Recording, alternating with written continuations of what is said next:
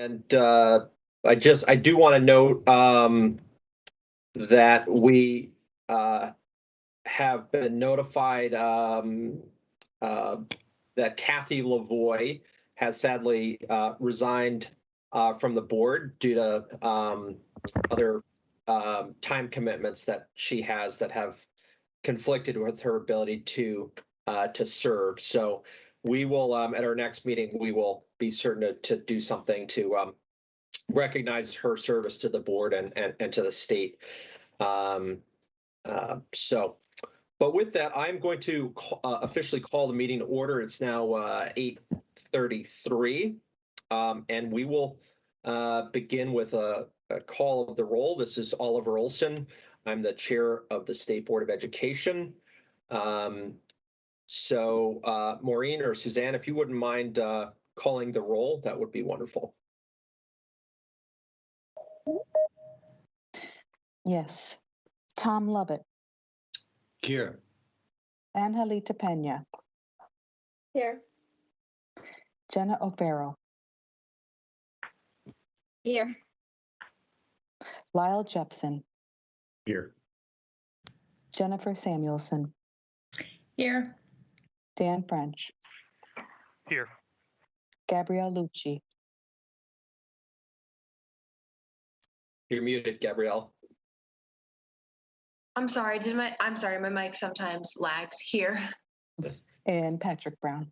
Here. Kim Did you get Gleason? Oh, sorry. Yes. Kim Gleason here. Sorry.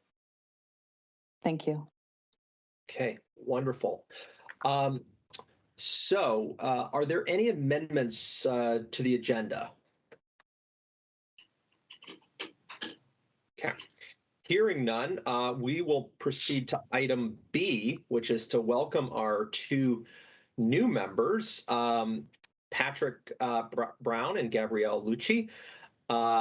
Very warm welcome to the State Board of Education. Congratulations on your respective appointments. So what I'm going to do is, Patrick, I'm going to go through the oath of office and affirmation of allegiance with you. So I'm going to read you some text, and there's two parts to this, and after each one you will say I do to confirm your oath of office and affirmation of allegiance. And then after that I'm going to ask both Patrick and Gabrielle to give a brief intro, tell us a little bit about yourselves. Gabrielle, as you probably know, as a student member, you will serve for 2 years. Your first year, you will be a non-voting member, so you won't be taking the oath of office at this time. You will in about a year as you take over for Angelita and become a full voting member. But I do want to clarify, even though you're not a voting member, you are very much a full member of the board in terms of your participation. So you should always feel free to ask questions and to comment on things. We really, not only value, but also really expect to hear from you. So don't feel like you can't participate in any way, even though you can't vote at this time. So, Mr. Brown, I'm going to read you these two sections, and hopefully they make sense and you're okay with them. So, you, Patrick Brown, do solemnly affirm that you will be true and faithful to the state of Vermont, and that you will not, directly or indirectly, do any act or thing injurious to the Constitution or government thereof, under the pains and penalties of perjury. I do solemnly affirm. Thank you. You, Patrick Brown, do solemnly affirm that you will faithfully execute the office of member of the State Board of Education and will therein do equal right and justice to all persons to the best of your judgment and ability, according to law, under the pains and penalties of perjury. I do solemnly affirm. Excellent. Thank you. Congratulations and welcome. Thank you. So, so Patrick and Gabrielle, I'm going to ask you each just to spend a minute or two to tell us briefly about yourselves. So a little bit about your background, and then just maybe share one fun, interesting fact about yourself that people might not otherwise know. So I'll start with you, Patrick, and then turn it over to Gabrielle. Oh, I was going to yield to Gabrielle. But, okay. So good morning, everyone. And thank you for the very warm welcome. And before you spend any more time in this meeting trying to figure out my accent, I'm originally from the beautiful Caribbean island of Jamaica. And so from Jamaica, I went to Montreal, Canada, next door, did my undergrad, and then came to Vermont to attend St. Michael's College, where I am fortunately serving as a trustee today. And so I've been in Burlington, Vermont since 1983. Isn't that a long time to be in one place?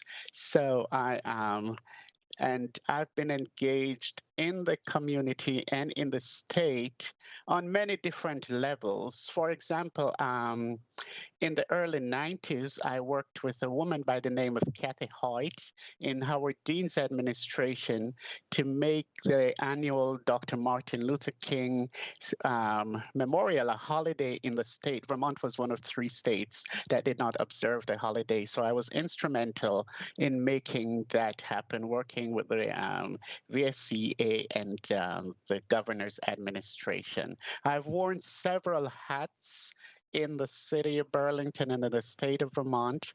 I served on the United Way board for 2 terms. I served on the then Burlington College board. I was on the City Market board. I did 3 terms on the Fletcher Free Library board. So all my life's been on boards, though. That's a bad thing, isn't it? And then I served on the Howard Center board, and then left the board to become a staff to help with diversity recruitment and retention. And so in addition to all of that, I've been organizing an annual diversity conference, a statewide conference that's going to morph this fall from a 1 conference a year to a diversity speaker series spread out throughout the year. I start as a foundation lecturer in the 1 credit race and culture program that's now morphed to what's called the D1 and D2 at the University of Vermont. I teach Introduction to the Caribbean and Central America, and the list goes on. I've taken more than 2 minutes, so I'll stop there. Sorry. Now share one fun fact about yourself. Oh dear. So one fun fact. Oh my God, well, the fun thing that I would say is my love for cooking for folks, cooking Caribbean, a taste of the Caribbean for folks. I think that's a fun thing for me. Excellent, thank you. All righty, Gabrielle. All right, can you all hear me? Yes. Yeah. All right, thank you. Hi, I'm Gabrielle Lucci, and I'm going to be a junior at Rutland High School this year. And, you know, I just have a really big interest for the arts, you know, in theater and in dance, and even in just like drawing and painting. I just really enjoy doing all that. And it's just a lot of fun for me. I've been dancing since I was 3, and I've done theater for like as long as I can remember. So it's a super fun thing to do outside of school. And I'm not really sure what would be a fun fact about me, because I was going to say that would be my fun fact, but yeah, I think that's pretty much it. And I'm very excited to be here to serve on the board. Great. Well, we're excited to have you both. So wonderful. Well, with that, we can now turn to item C, which is public to be heard. So are there any members of the public who wish to be heard? I'm not hearing anybody. Suzanne and Maureen, if you could just double check and make sure no one is muted.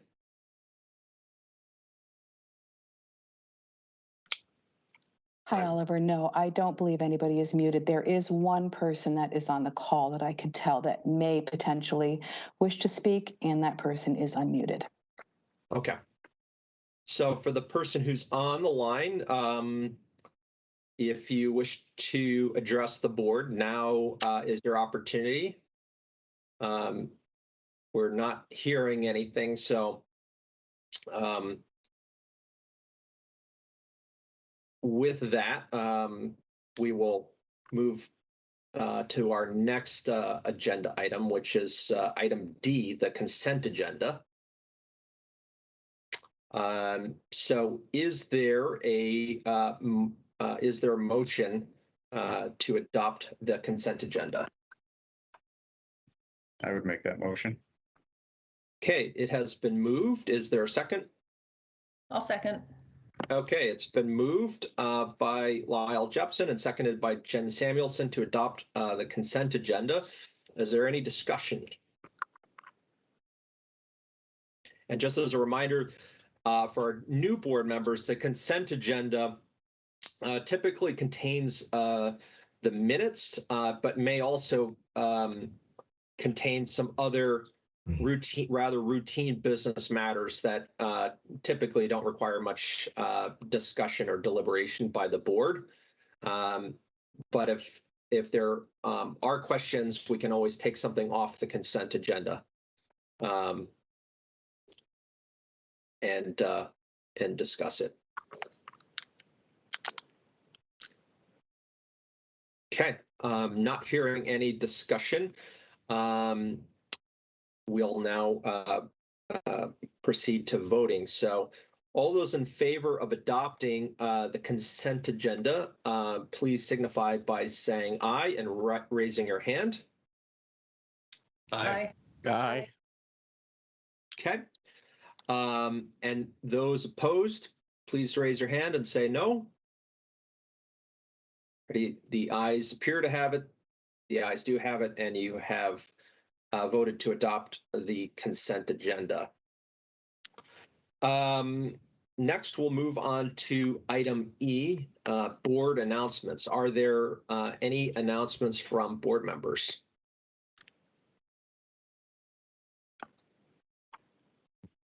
Yes, Jenna. Well, a few weeks ago, we met as a committee, and I was singing the praises of the Listen Up show. If anybody saw it around the state, Gus O'Brien and Mitch Barron, who's a clinician who's in charge of the Centerpoint School in Burlington, worked together to write a musical with Vermont teens throughout the pandemic. They did a statewide listening tour via Zoom, and they wrote this amazing show. And it really, they meaning the kids, all the students wrote it with, I think, wise facilitation from some askable adults who really let the kids do the project. It was absolutely amazing. And I think as there's any opportunity for the board to really ever, if they've filmed the production, to really hear from some of those youth, and they were amazing and really focused on some of the issues from their perspective throughout the pandemic and how it impacted their lives. But it was amazing. Excellent. Gabrielle, and your theater circles, is this something that you've heard about? I didn't actually hear about this, but this sounds really interesting. So thank you for sharing that. Yeah, cool. Wonderful. Thank you. Any other board announcements?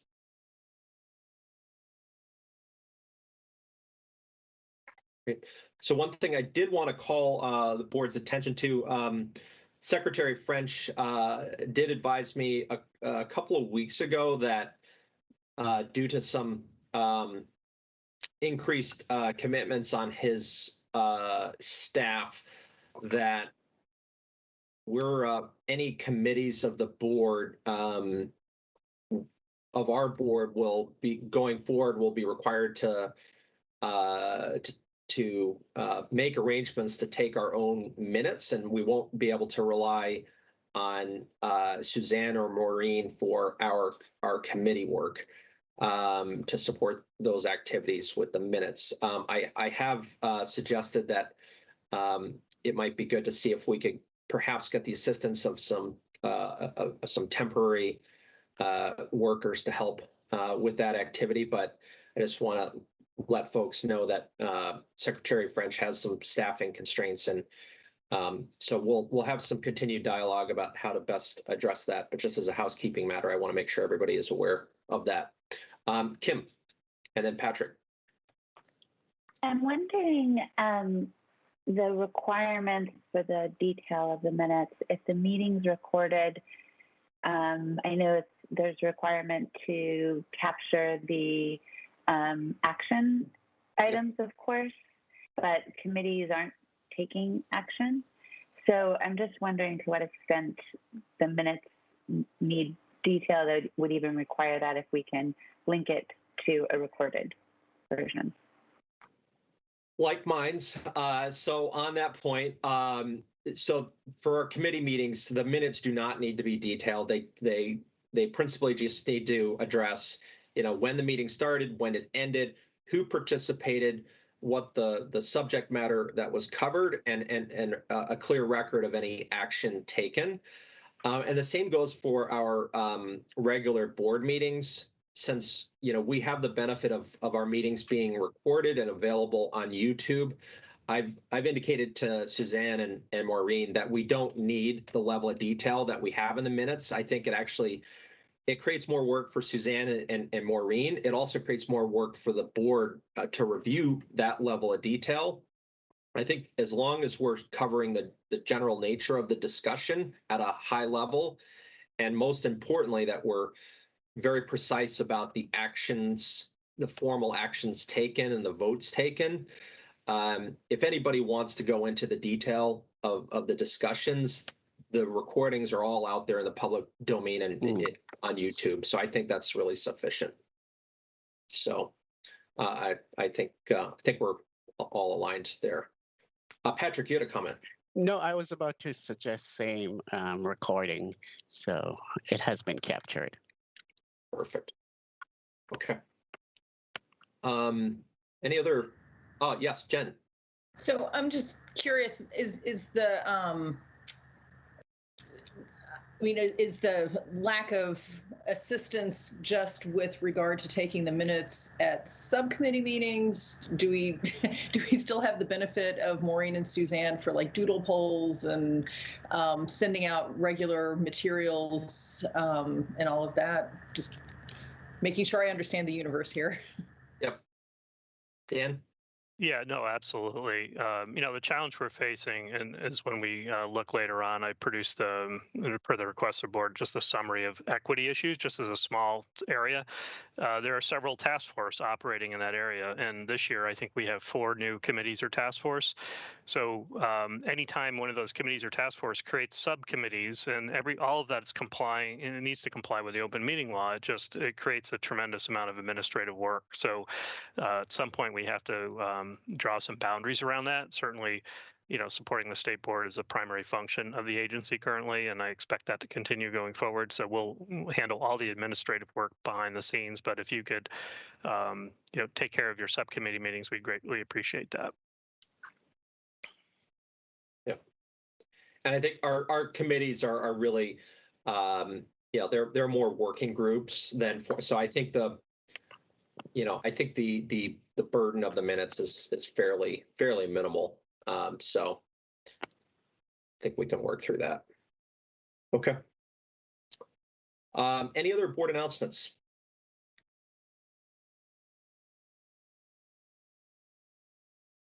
Okay, so with that, moving swiftly along, we can move to agenda item F, which is our student report. And I'm going to turn it over to Angelita in a moment here, but Gabrielle and Patrick, for your benefit, we always have time set aside on the agenda for a report from our student members, and the convention has been that the two student members typically coordinate on various topics that they speak on. So I'm going to turn it over to Angelita, and then Gabrielle going forward. We'll ask that the two of you coordinate on this particular item. So, Angelita, the floor is yours. Thank you. I don't have really anything exciting to talk about. Just again reiterating some points I made and then coming up with some new ones. School starts next week, at least for me. I don't know how it is for Gabrielle. And quite frankly, people are not excited at all. There is a little worry. Just Monday, students actually haven't received any information in terms of what the school year is going to look like. So that isn't very helpful. I do know social distancing is not happening, but everyone is required to wear masks, which is good to hear, because there was a little worry about people that are not vaccinated and what it's gonna look like. We don't want to single people out. But so students have received limited information. We are starting a brand new schedule this year.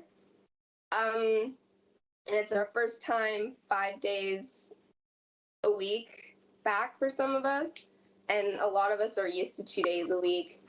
And now we're going back to having all of our classes instead of only having 4 classes per semester, and having less classes and being able to spend more time on assignments and having less homework. But then there's also the element of, for independent learners, it's a really big struggle to kind of divide our time the way we need it divided. If I'm taking chemistry, English, and Spanish, and I recognize I need to spend a lot more time on Spanish than I do English and chemistry, I can't spend 30 minutes on English and chemistry and then 3 hours on Spanish. Now I have to sit an hour for each class and stress about Spanish because I don't have the time I need to work on that class during the day. So it's going to be a hard balance this year.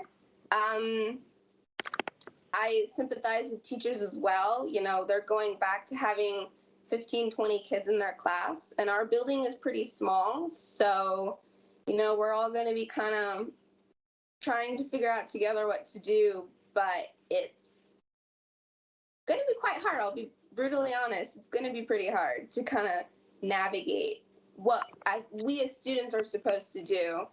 And it's going to be kind of hard not being able to go for a run in the middle of the day when I'm having a hard day, or, you know, going back to Sabina's mental health, it was nice being able to go for a drive or get out of the house and do something, and we don't have that this year. So yeah, that's pretty much my update. Gabrielle, I'm curious, how does that compare with what you're seeing as you're preparing to head back to school? What are you hearing in your school? Actually, I'm experiencing similar difficulties. Myself and my peers, we haven't really received any information on what the school year is going to look like or our class schedules. And school starts for us September 1st and 2nd. So it's a little concerning not knowing what the year ahead is going to be like for all of us. But, you know, I guess we'll just have to see what happens and hope for the best regarding everything. Jen. Well, just to echo that, I mean, I think the adults, the grown-ups who are supposed to be the ones in charge with the plan are probably feeling exactly the same way that both of you are. This is just a challenge for everybody. But I can appreciate from your perspective that you just want to know, like, what school is going to look like this year. And Angelita, I was thinking back to, I can't remember if it was the last meeting or the one before that, where you were talking about how great it would be to have recess And I'm just curious, like, have you thought about approaching the head of your school to say, like, hey, maybe we can build in a little bit of extra time just to take a mental health break, get out, get some air? Because yeah, if I were a school, I think that would be something that would be worthwhile considering. Yeah, we have built in a break, but I think it's one of those breaks where you stay in your class and kind of just socialize, which is nice, but I want to be able to, and I spoke to my gym teacher about this, you know, he's physical education, he's all about exercising and stuff like that, but him and I talked, and I might try and collaborate with him on this, but he wants to encourage, you know, 30 minutes outside doing a physical activity, you know, because physical activities, it means better health, better mental health, and it relieves a lot of stress. So I have been thinking about it, but, you know, I've been too busy stressing about everything else too, where it's just been kind of on the back burner for now. But hopefully, as soon as I get settled in, I plan on kind of talking to that about with administration, and trying to see how far I can get that. Great. Lyle. Angelita, I think I heard you say that you're going from a semesterized schedule to a schedule where you're having all of your classes every day. Is that correct? Did I hear you correctly? Not every day, but every other day. Yeah. So This year we had 4 classes in one semester, depending on how. So if your class was a year long, it would be only a semester, and then if it was only a semester long, it'd be a quarter. So that meant less classes in a shorter amount of time, which meant less homework. So we could spend more time on only 4 classes. But now we're going back to A days, B days, A days, B days. So now it's 8 classes or 8 to 16 classes. It varies from person to person. But so that means more homework, more tests. And what I found last year is I would have tests all day. I would have a Friday where I would go to English for an hour and a half, have a test, and then the next class would be a test, and the next class would be a test. So it's stressful being like, oh, there's a possibility I'm going to have Thursday and Friday where it's just exams and sitting all day and doing really nothing but memorizing stuff. But yeah, so it's more work this year, more homework, definitely. Was there an opportunity for student input as that transition to a different schedule? No, not really. They came to community, so I'm on community council. They came to community council about the brand new schedule, and we had input on that, but COVID was the main reason that semester thing was happening. And now that COVID's over, we're going back to A days, B days. Gotcha. So, thank you. Yeah, so that's really nothing that we can do. Thank you. Mm-hmm. Kim. Oh, you're on mute. Yeah.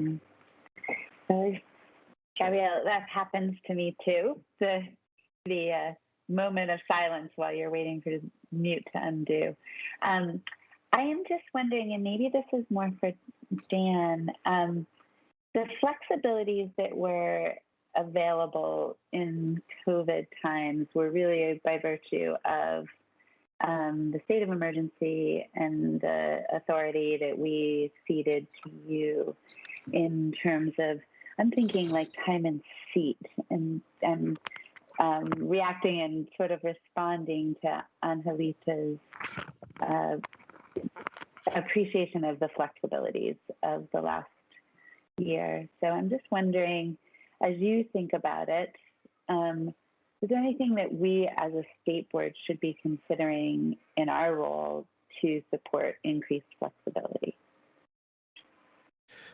Yeah, I think a couple things in response to your prompt. One was under the state of emergency, specific authority was delegated to me and Dr. Levine in his role as Commissioner of Health to operate the school system. It didn't really necessarily give us the authority to create new regulations or new flexibilities or what have you, but we did, enact guidance, if you will, necessary to navigate the uncertain times of the pandemic, and particular the issue around hybrid learning and giving schools the ability to count those days where students were completely remote towards their mandatory required student days in terms of the state regulations. That was enabled.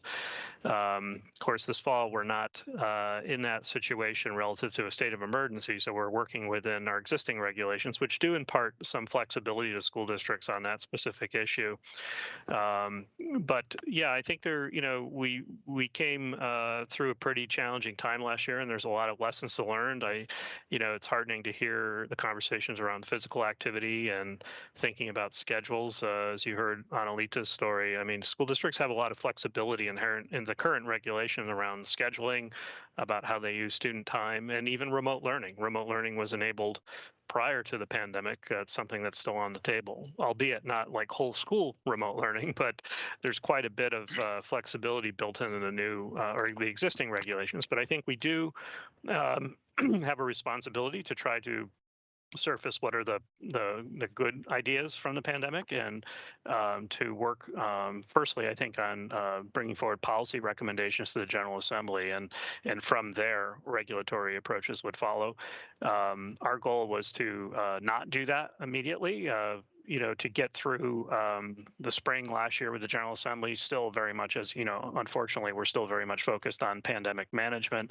But the idea of getting back to full in-person as the first goal to start working on, we call the recovery in education, meaning to start addressing the impact of the pandemic on students. And to a certain extent, that all points back to getting schools back up and running full in person, step one. But we do have, in the next couple of months, I think, and we're working on surfacing what are the lessons learned, what are the policy recommendations we would like to bring forward with the General Assembly. And that's something, I think, with your retreat coming up, those are probably great topics to put before the board. But I would, again, start with the state law, and then from there move towards an examination of regulation. Kim, follow? Nope. Great. Any other questions for our student members? All righty. So with that, I think that's a good segue actually into item G, which is the Secretary's update. So Secretary French. Yeah, good morning. I want to firstly welcome the new board members. And I'm Dan French, Secretary of Education. If you see me not voting, it's because I'm a non-voting member of the state board. So it's not that I'm not paying attention, but welcome. It's great to see you, and I look forward to the opportunity to working with you both. In terms of a general update, I'll just spend a few minutes talking about the COVID response, and then there's a specific item listed on the agenda relative to assessment. So I'll talk about that. In terms of the COVID response, as I mentioned, we're not at this point in a state of emergency. So Dr. Levine and I will be publishing recommendations to school districts, and we'll be following up closely with them on several areas. But we published our first advisory recommendation, if you will, at the beginning of August, and school districts are in the process of enacting that. And that recommendation is really based on a focus of vaccination. Vermont has the highest vaccination rate in the country. We are over 85% at this point. So we're trying to work with that from a policy perspective. So we are recommending everyone in the school building wear masks at the opening of school, and give them schools about 10 days to figure out a student vaccination rate in each specific building. And from there, recommendation that schools could pivot and remove masks in those buildings where the vaccination rate among students is greater than 80%. So it's a fairly complex approach, but it is a recommendation, and we're working directly with school districts to implement that. Specifically, there's a couple things we're working on. One is a description of the contact tracing process that schools will follow this year. some guidance, I won't use the word guidance, but sort of advisory on to school boards and superintendents about having policies and procedures around requiring students to wear masks. You know, we are leveraging the considerable authority of local school boards and superintendents to manage the situation. They have a lot of authority around requirements such as masks and the ability to exclude students from school for attendance if they fail to wear a mask and so forth. So we'll be putting something out to emphasize that. We're also working on a substantial surveillance testing program. So we're deploying quite a bit of testing out to schools on a voluntary basis. And that includes students and staff, vaccinated or unvaccinated.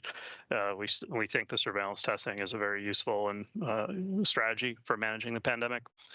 And of course, we're putting a lot of emphasis, as I mentioned, on vaccination itself. So this month, we've been, through the Department of Health, launching a large number of vaccination clinics, particularly focused on making those clinics accessible for the school-age population. At this point, as you know, we have a group of our students 12 and under who are not yet eligible for vaccination.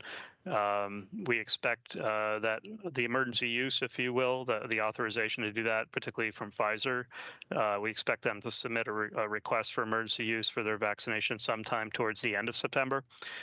So that process, some point this fall, 12 and under will be eligible for vaccination, and we'll be ready to really ramp up our vaccination strategy when that occurs. So why don't I pause there? I'll just make some commentary about the assessment RFP real quick, and then open if you have any questions for me. So in terms of assessment, and some background for the new board members, so we are required to administer a state level assessment. Students know this affectionately as SBAC. Smarter Balance Assessment is Vermont's assessment. It does vary around the country. States have different assessments.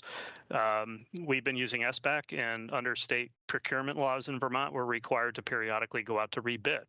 And that's what we call an RFP, request for proposal.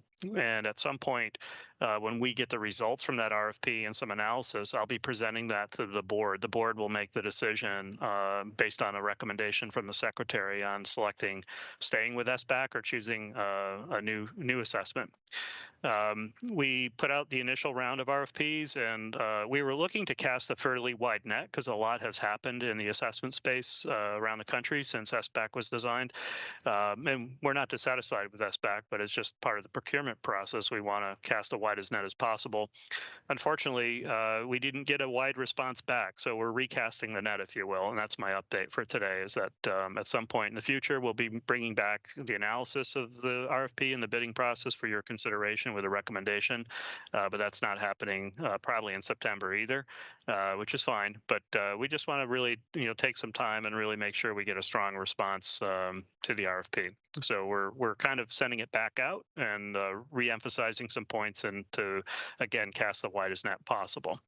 So why don't I stop there? If there's any questions, I'd be happy to answer.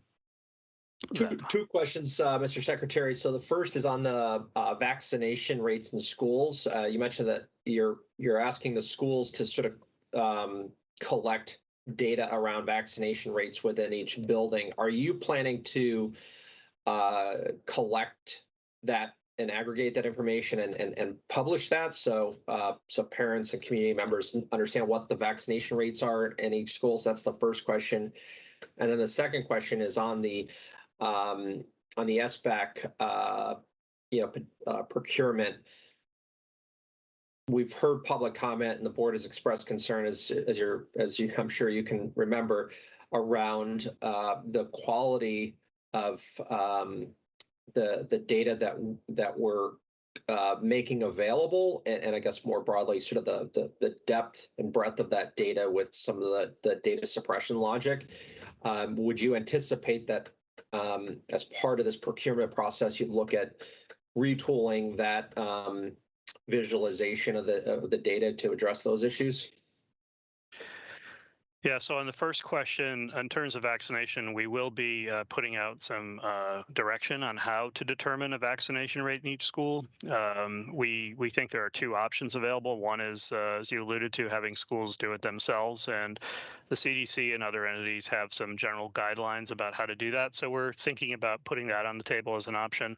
The other option is to have the state be more directly involved in determining a vaccination rate for each school, and that would raise some of the questions you just mentioned about state level reporting and so forth. We're still working through that second option. Bottom line is we will put something out to school districts on how to do this and some recommendations. To the extent the state would be involved in doing that, it requires us to identify what data are going to be reported from schools, basically enrollment data that would then be intersected with the vaccination registry database that the Department of Health has, and seeing if we can match those records. So the mechanics of that are pretty messy. And we're still looking at it, but we expect to have something out to the schools pretty quickly on the options to do that. And depending on how that goes, would answer your question about to what extent we'd be reporting that or not. So, you know, I would expect, for example, if there was a local, more of an emphasis on the local process to do that, let's say, for example, school districts, we recommend school districts voluntarily ask vaccination information from students through a survey. You could imagine another approach being requiring students to show a vaccine card, so forth. Those kind of, I'd still call those local options. To what extent we would report that at the state level if there was a significant amount of inconsistency from school to school is not clear at this point. On the other hand, if the state was more directly involved, we probably would do more state level reporting on that information. To your second question about visualization of data, I think the visualization, and particularly the issues of suppression, are not directly related to the selection of the testing vendor. The testing vendor, and I would say that sort of the challenge here, it's not just SBAC, there's multiple vendors that provide SBAC. So one doesn't like buy the SBAC directly from the SBAC company. You license it, and then you work with a company to actually provision the delivery of the assessment. So there's multiple companies that support the implementation of SBAC. That's not really the direct conversation that we're having as a state around how we visualize the data. That's really about the report card again. So we've had that conversation, the report card, the state level report card. And that's part of our S-Estate plan and how we provision the visualization of that data. So that's irrespective of the testing vendor. We still have to figure out how to do that in a better way. But the testing vendor contract is the one that's the subject of the RFP. Okay. Kim?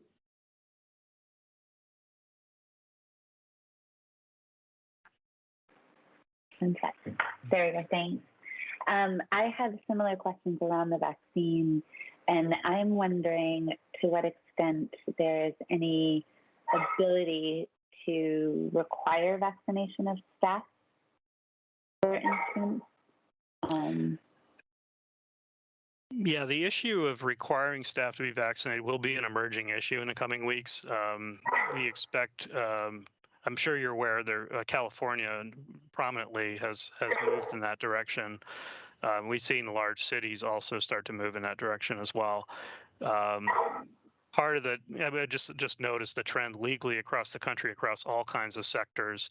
One of the barriers, I think, to that seeing more rollout of that sort of approach is the fact that the vaccines are currently being provisioned under an emergency use authorization. They're not fully approved.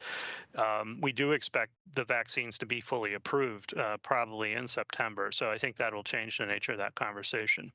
But we're not discussing it at the moment. I mean, part of our, and we saw this play out nationally to a certain extent in California.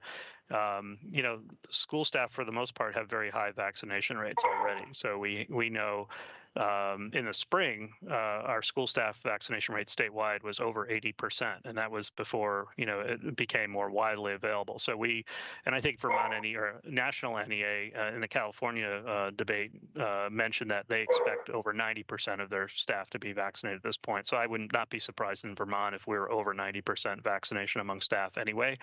But I think, you know, as part of the larger vaccination landscape. We're going to see this question emerge nationally, particularly in states that have very low vaccination rates. And I think once the vaccines are given full approval by the FDA, then you're going to see more energy around that conversation. But right now, it's again, just from a practical perspective, it's not a critical issue for us because we already know we have a high vaccination rate among staff.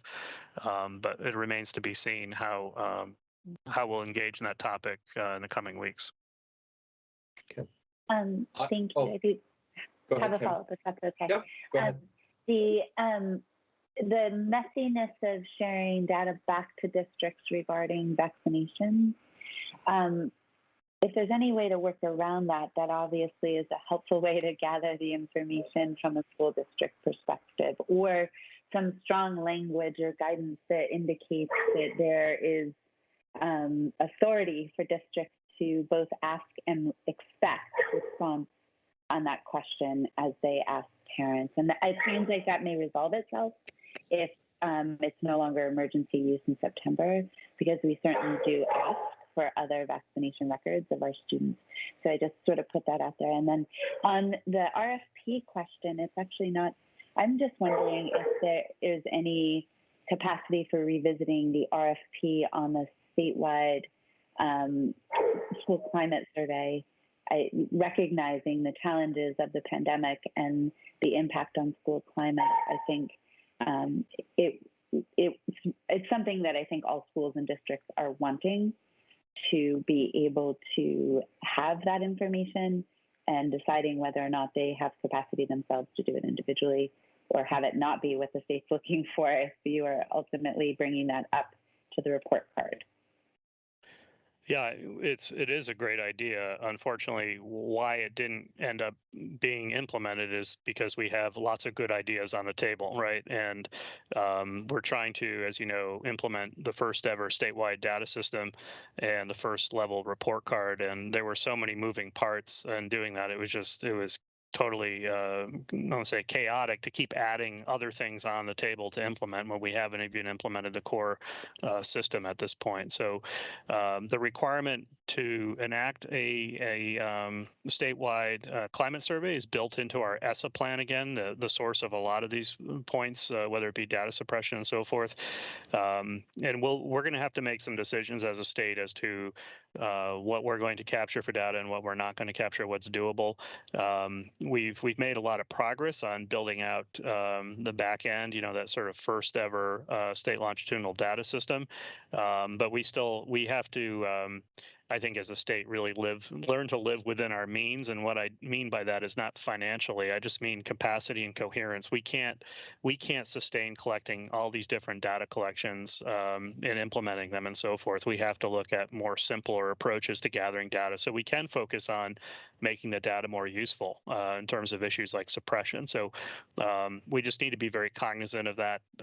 And we'll pick that conversation back up as we look at the ESSA state plan in the coming months, but it's not out for RFP right now. The climate survey, it's sort of off on a sort of a back burner, if you will.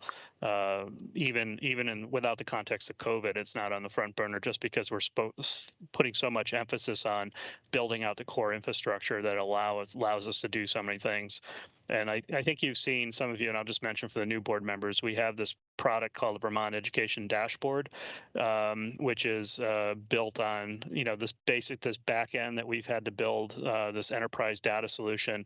And then we use a tool that's fairly easy to manipulate, what's called Power BI from Microsoft, that allows us to do some pretty quick visualizations.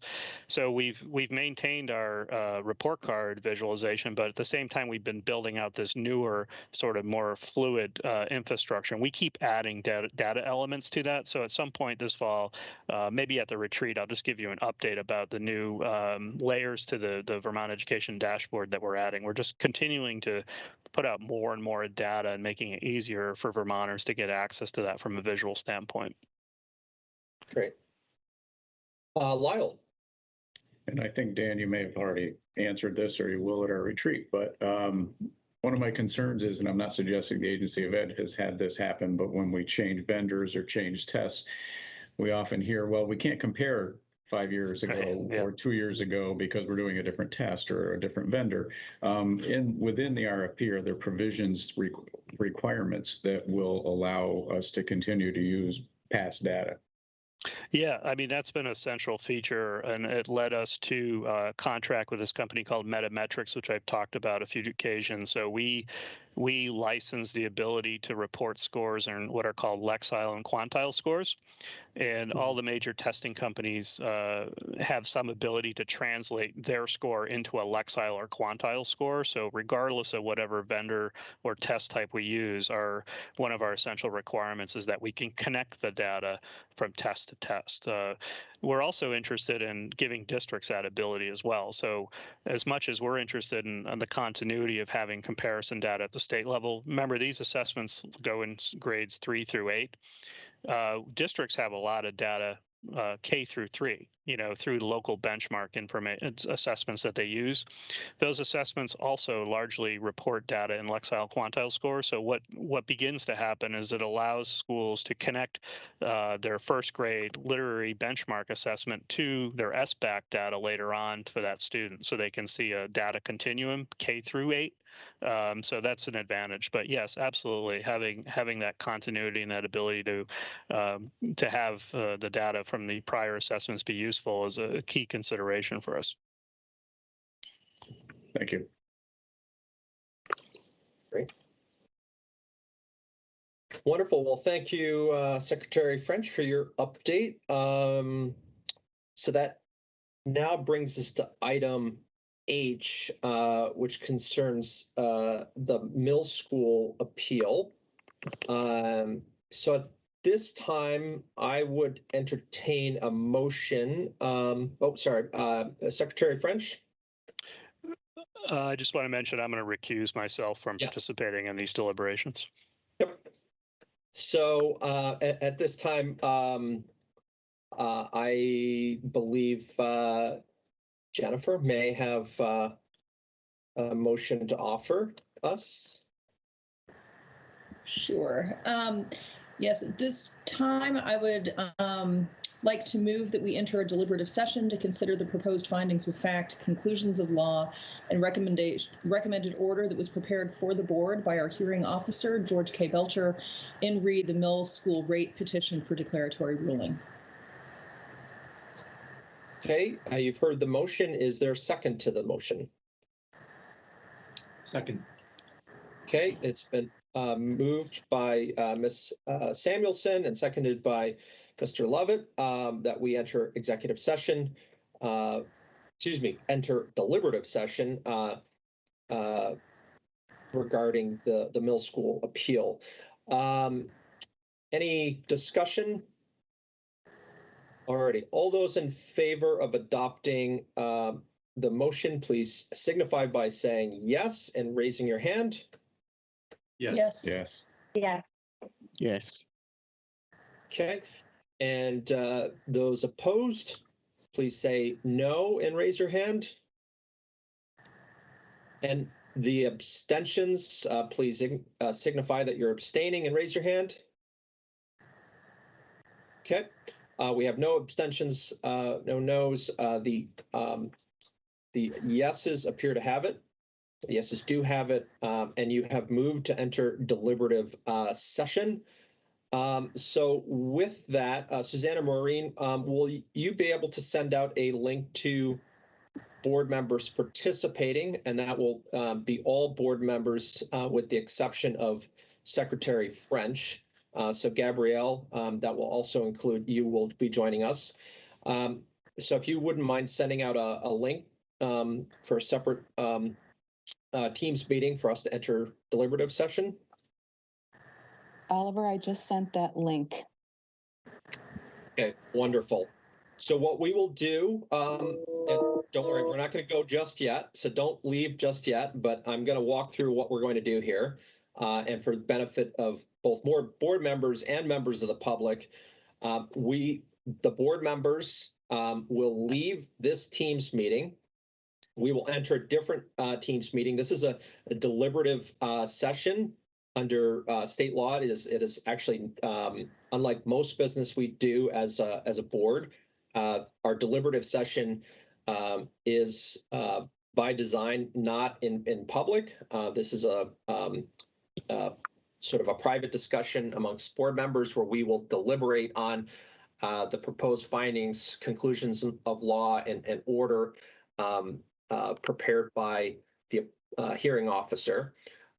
We will have that deliberative session offline, and then when we've concluded that, we will return to this Teams meeting. So is everybody clear on sort of the sequence of what we're doing and why we're doing it? Any questions? Jen, I saw your hand up before. Are you good? Mr. Chairman? Yes. Mark Ottinger, Yes. representing the middle school. Just wondering whether you would be willing to entertain my presence and or the presence of the principals of the middle school in your deliberative session.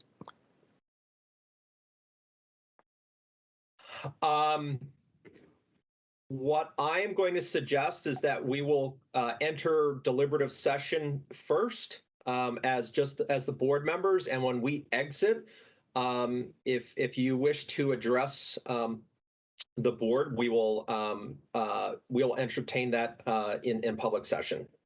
I would appreciate that. Thank you, Mr. Chairman. Yeah.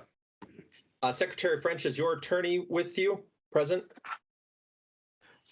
I believe General Counsel Emily Simmons will be available. Okay. I'm here. Oh, you are? Okay, excellent. And that, Ms. Simmons, that's agreeable to you? Sure, thank you. Okay. Jen? I'm just wondering, would it make sense to hear from the attorneys before we go into deliberative session, just so that we have all information at our disposal before? What I'm going to propose is that we go into deliberative session first. We exit deliberative session. We'll hear from the parties, and if necessary, we may re-enter deliberative session. Okay. Okay. Alrighty. You should all in your inboxes have a link to the Teams meeting for the deliberative session. So we will recess from this part of the meeting, and we will reconvene. Hopefully not too long. I'd like to have a brief discussion with the board in deliberative session, and then we will re-enter public session and hear from the attorneys from both parties. Okay. All right. I will see you in the deliberative session. State board members, we're just in deliberative session, are rejoining the public meeting. I'm just going to give a moment to make sure we have everyone with us. And for the record, we have recessed our deliberative session, so that is still pending. We do intend to return to deliberative session after hearing from counsel for the parties in this matter. So I believe we have, just letting Gabrielle in here. I think we'll have everyone then at that point.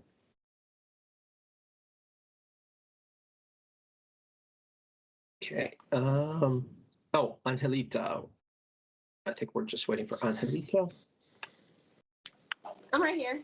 Oh, you are? Okay, I don't see you. So, okay. Alrighty, I think we have everyone back with us. So we're back now in public session. Again, for the record, we have recessed the deliberative session.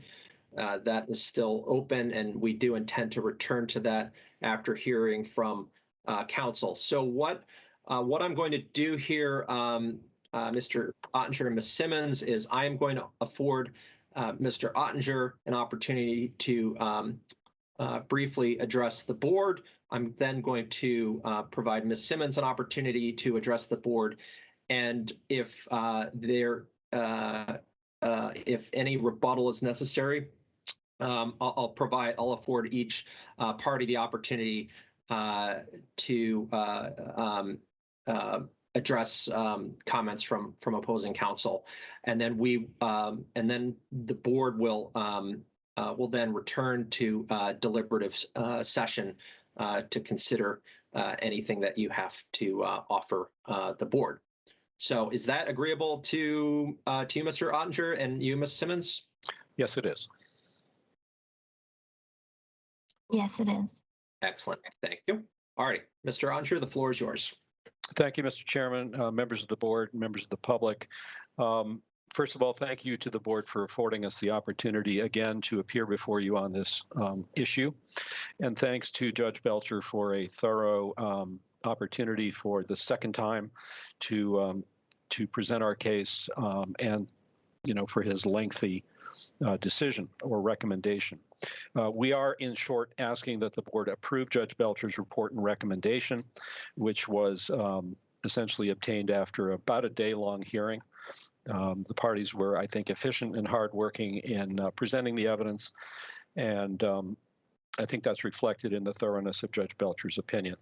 I will not review any of the facts unless the board wishes to ask questions about them, but I'd be happy to answer questions in that event. I would simply like to make two requests, or a request and a comment. In our petition, we asked for 5 remedies, if you will. 4 of those 5 remedies, I believe, are included in Judge Belcher's recommendation. The one that is not included, we would ask that the board include, and that is that if, in fact, the board approves the report and recommendation, that in addition to instructing the Agency of Education to retract the memorandum insofar as it's inconsistent with Judge Belcher's recommendation, we had also asked that the agency affirmatively inform the involved districts, of which there are 11, of the board's decision. That was our 4th point. And in the interest of efficiency, we would simply, just to make sure that they know about it, and that we don't have to go through an iterative process, because unfortunately we do anticipate litigation that we believe has been fomented by this process. We would simply suggest an email from the agency, including the board's decision, and that in itself would be sufficient. As I said, there are 11 districts, 10 of which have as yet not reimbursed us or not paid us for the difference between the interim rate and the final rate that was agreed. It's a total of about $311,000. One of the districts has paid, but they have not yet sought reimbursement. They should be made aware of their right to do so. So we would respectfully request that request number 4 be added if the board is inclined to approve Judge Belcher's recommendation. The last thing that I would like to put on the table is something I've put on the table every time I've been before you on pretty much any dispute, and certainly in this dispute, which is I'd like to make another overture of settlement. This process has been incredibly time-consuming and expensive for the school. I think it has precedential value across all therapeutic schools. It has significant implications in the rule-setting process that the board and the agency are going through at this time. We would hope that we would not have to engage in litigation. The districts had expressed willingness, or some of them had, to pay us, subject to confirmation from the agency that reimbursement would be available in the ordinary course. That's what prompted the memorandum of October 27th, and that has caused them to basically lawyer up and indicate that they want to litigate the issue. That said, a settlement would be obviously preferable for all parties concerned, for the schools, for the middle school, for the agency, and we would offer to sit with all 3 parties in an attempt to resolve things short of litigation. And with that, I will again like to thank the board for its attention, and as the chair indicated, I may have some comments after we hear from the agency, but I'll stop there. Thank you. Thank you, Mr. Ottinger. Ms. Simmons? Thank you. Hello to the new board members. I'm Emily Simmons, the Agency of Education's General Counsel. I also represented the agency in the hearing on this matter.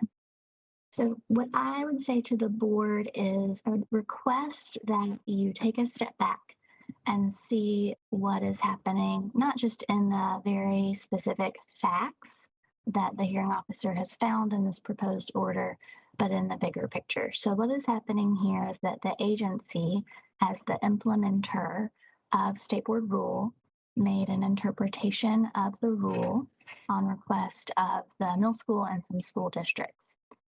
What the hearing officer is recommending is that the board, in some respects, overrule the Agency of Education's interpretation of the State Board rule in question.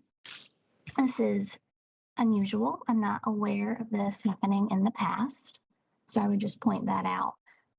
In that, in substituting, if the board is inclined to do so, its interpretation for the agency's interpretation, I would ask that you ensure you are crystal clear in what the rule means in the board's ruling. You will have the final say on what this rule means. The agency will abide by your declaratory ruling on the meaning, how we are to interpret and implement this rule. So I would request that you ensure this gives everything we need to go forward. I would call your attention to the proposed order on page 17, in which several of the order's elements, several elements of the order are stated in the conditional. The first, if the contracts allow for such, I think that's an appropriate conditional because, as you are aware, it's not the agency's place or the state board's place to involve ourselves in the contractual dispute between the districts and the middle school.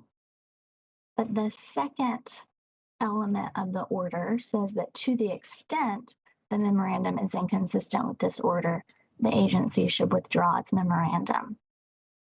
I will, along with the finance division of the agency, review this order and make a determination based on this text in our judgment to what extent is the memo inconsistent with your ruling, but that will be difficult. This is somewhat, I would say respectfully, it is vague, and the order does not on its own terms specify how you, the board, find the agency's memo to be inconsistent with your interpretation of this rule. I think that is lacking. And then, of course, the third condition is that if the supervisory unions in question come to the agency for reimbursement, which we have no control over as the agency, that we not deny the reimbursement upon the grounds cited in the memo. Well, there were several grounds cited in the memo. So it would be the agency's judgment just on this text, if you adopt this text, which grounds we should and should not rely upon in evaluating those reimbursements. So this is not to undermine the hearing officer's proposal to you. It's just to point out the very detailed analysis that the agency will have to undertake, and that there will be perhaps the need to come back to you for more clarification if the agency on our own cannot take your written order and go forward, for instance, should the supervisory unions request reimbursement. Okay. Thank you. Mr. Ottinger, did you have anything that you'd like to respond to? Very, very briefly, thank you. I would start by saying it's your rule. It's the state board's rule. The interpretation in our view is very clear. Judge Belcher's recommendation is consistent with our interpretation and consistent with the plain meaning of the rule. I don't attribute any motives, any bad motives to the agency in this whole process. But I think we need to, the state board needs to be aware of the profound impact that this entire process has on the viability of a school. Essentially, when we are denied over a lengthy period of time, approximately a third of our revenue for the 2020 fiscal year, which is especially problematic in our first full year of operation when initial capitalization costs are, placing unusually severe demands upon our cash flow. Ms. Simmons says that it's not the agency's role to weigh in on the contractual issues. I would agree with that. Yet the emails that were obtained during discovery in this proceeding demonstrated that the agency did precisely that they basically worked with the districts, or they encouraged the districts on several. Mr. Chair, I would object to these statements. It's outside the findings of the hearing officer. I will withdraw that just to avoid a dispute here and move on. Okay.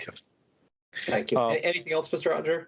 I simply want we simply request that the board indicate that adopt the hearing officer's recommendations verbatim, with the one addition regarding a direct communication by email to the districts. Here's a copy of the state board's order, and I would simply summarize by saying that the order is clear. And it basically is that the rule doesn't prohibit reimbursement after the close of the year. In other words, it's not too late. That's simple. That's what it says. And we think that Judge Belcher's order is clear. So thank you for your time. Okay. Thank you. So if I could just ask both parties, I think if I'm just to summarize, I think what I'm hearing from Ms. Simmons is a desire perhaps for some greater clarity and a willingness to adhere to whatever that outcome may be. Mr. Ottinger, I think what I'm hearing from you is that you broadly agree with the order, and that you're not implying any sort of bad faith or a nefarious intent on behalf of the agency in arriving to where it came to. So my question for both parties is, do you think there's an opportunity, if the board were to postpone taking action on this for another month, do you think that there is an opportunity for the two parties to work together to come to an agreement on the interpretation around these issues, or are we beyond that point? What I would say is that there is an opportunity for the three parties, that being the middle school, the agency, and the school districts in the aggregate, to sit down in an attempt to resolve things. You could call it mediation, and we would be happy to do that if we got some type of affirmative statement of willingness on the part of the agency to have an open mind and to go to the bargaining table in an effort to get this done. And then we would report back to you in a month. Ms. Simmons? I can't agree to what Mr. Ottinger proposed, which is different than what you proposed, Mr. Chair. So I'll answer Mr. Ottinger first. The supervisory unions are not party to this action for declaratory ruling. This is not the state board weighing in on whether the supervisory unions ought to pay the invoices.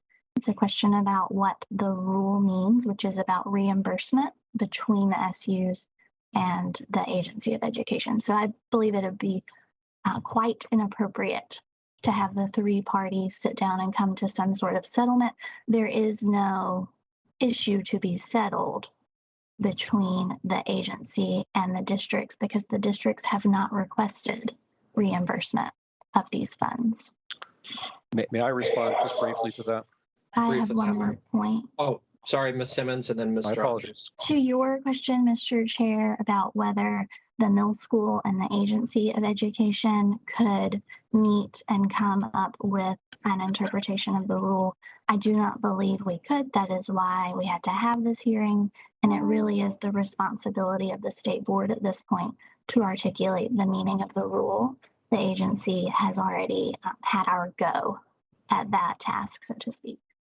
Okay, so I think I've heard, it takes two to tango, and we don't have that. So I think at this time, I'm going to ask that board members return to deliberative session.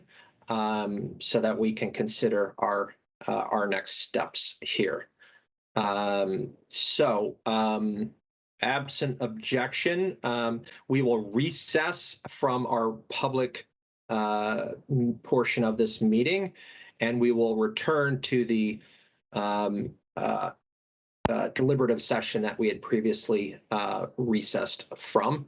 And then we will, post deliberation, we will return back to the public session and take this matter up when we return. Board members, just logistically, again, we're going to leave this meeting and we're going to go back to the email that was sent to us with a link to the deliberative session, and we'll pick up back there. For the benefit of the members of the public, state board members are returning from deliberative session, and we're going to restart the public portion of this meeting momentarily. I just want to make sure we have everyone with us. Anita, Patrick, are you back with us?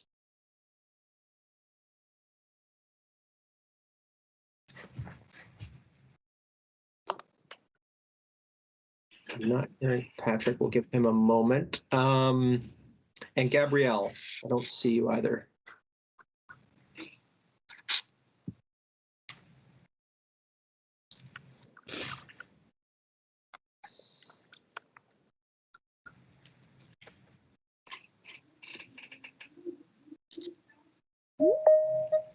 Okay, here comes Patrick.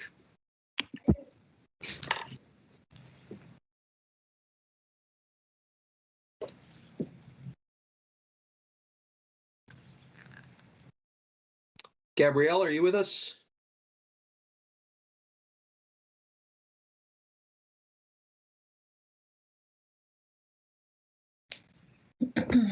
Maureen or Suzanne, if you wouldn't mind maybe just emailing a link back to Gabrielle just to make sure she has it. Yes, we'll do. Okay. In the interest of time, I'm going to reconvene the meeting. So Mr. Ottinger and Ms. Simmons, the board met again in deliberative session. We did carefully consider the points that you each raised. And at this time, I'm going to turn the floor over to Ms. Samuelson. Thank you. Mr. Chair, I move that the board formally adopt in its entirety and without amendment the proposed findings of fact, conclusions of law, and recommended order that was prepared for the board by our hearing officer, George K. Belcher, in re the middle school rate petition for declaratory ruling. Alrighty, you've heard the motion. Is there a second? I would second that. Okay, it's been seconded by Mr. Jepson. Is there any discussion? Alrighty. In all of those in favor, if you could raise your hand and signify by saying yes. Yes. Yes. Yes. Okay, and those opposed, please raise your hand and say no. Okay, not seeing any abstentions? No abstentions. So the motion carries unanimously. The proposed order and its associated findings of fact and conclusions of law have been accepted. So unless there's anything else from either of the parties, you have a copy of the order, which is obviously a matter of public record. Just observe that, you know, this is the second time the parties have been before the board, and it's my sincere hope that parties can find an opportunity to work together to resolve any remaining issues that may be out there. I think it's in everybody's best interest. So With that, I think we can move on to the next item on our agenda, which is item J. I'll turn it over to Ms. Samuelson to go through an update on the Rule Series 2200 Subcommittee. All right, thank you. Okay, so the Rule Series 2200 Subcommittee held its most recent meeting on August the 2nd. And just as a reminder, this Rule Series was opened in order to make changes that were mandated by Act 173 regarding the new requirement that any in-state approved independent school shall enroll students with an individualized education program who require special education services. So most of the changes that were put into this Rule Series revolved around meeting those requirements as set by Act 173. And then, as you know, our more seasoned board members know, there were additional changes that were sort of hooked onto that. So at this point, we have now entered formal APA rulemaking process. So the proposed rule changes have been filed with the Secretary of State, and starting on August 26th at 12 p.m., we will have our first public comment hearing on those proposed changes. So we'll be the first in a series of 4 hearings where we will receive public comment. At our August 2nd subcommittee meeting, we discussed some additional changes that the Agency of Education intends to raise at that first public comment hearing. These will be additional changes that will be put forth as part of the changes that have already been submitted. And the idea is these are little clarifying points that have been highlighted that the AOE is going to make these proposed changes at this first hearing, and then we'll have 3 additional hearings before we conclude that part of the rulemaking process to allow other members of the general public to submit any comments either with regard to the agency's proposed changes or any other aspects of the rules that are being changed. So the first change that the AOE is going to put forth is updating new Rule 2227 to require assurances from an independent school that its curriculum meets the requirements of 16 VSA Section 906.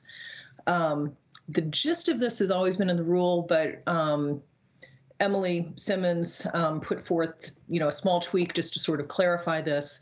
And this is in response to the state auditor's March 20th, 2021 report. The second thing is adding in a new Rule 2227.12 to require assurances on the application for approval of independent schools to include an assertion that the school is checking with the Child Protection Registry and the Vulnerable Adult Abuse, Neglect, and Exploitation Registry as required by statute. This too is in response to the state auditor's March 20th report that should be something that we should include in our rules. So the AOE will be proffering that suggested change. The next change that the AOE will be bringing forth is updating Rule 2243.3 to provide that an independent school seeking accreditation from an accrediting agency that's been recognized by the U.S. Department of Education will have a period of up to 10 years to gain its initial accreditation. This change is in response to an issue that was first raised by Cassandra Ryan, the Director of Regulatory Compliance and Risk Management, because the current rules as written really don't provide a realistic amount of time for a new school to become accredited within the 5-year time frame that had been provided under the current rule. So this is just a little tweak to say that a new school will have 10 years to get accredited, which should be ample time, with a little bit of a buffer, just to make that process a lot easier and resolve, a potential inconsistency there. And then we also discussed adding the Association of Independent Schools in New England to the list of recognized accrediting agencies, which actually we're going to pull that one out, and that's going to be item K on our agenda. So I'm going to table that for now. And then the only other update really is we had originally talked about, what I'm referring to is phase 1 work and phase 2 work. So the phase 1 work is the work that's been done to date, kind of in response to Act 173, and then the changes that are going forth through this current round of rulemaking. Phase 2 work was talking about reopening the entire Rule Series 2200 a second time to make additional changes and updates beyond those required by Act 173, and just really looking at freshening up the rule. We're still planning phase 2, but originally we had planned to sort of conclude that work by the end of this calendar year, which upon reflection felt somewhat ambitious because it's a large rule series. And as a practical matter, the agency thought that it might be helpful to let phase 1 go into effect. So those rules should become final sometime in the spring of 2022, pretty early next year. It would be helpful to have the agency and schools have some time to kind of work through these phase 1 changes that are going to be implemented to see if there are any wrinkles that we didn't foresee or anything else that needs to be corrected, and then use phase 2 as an opportunity to resolve any of those issues in addition to the other work that we've contemplated. So that's kind of where we are.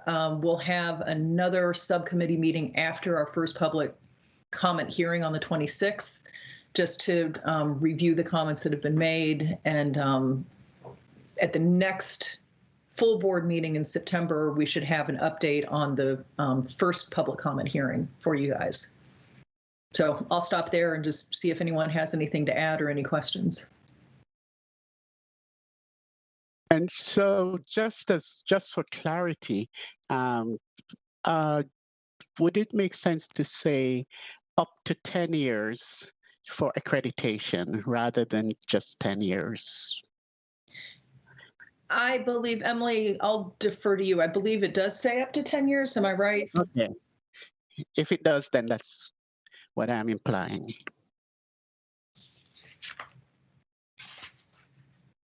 This is Emily. I'll open that document up and let you know if it does not conform to your memory, Jennifer, which is up to 10 years. Okay, thank you. Thanks.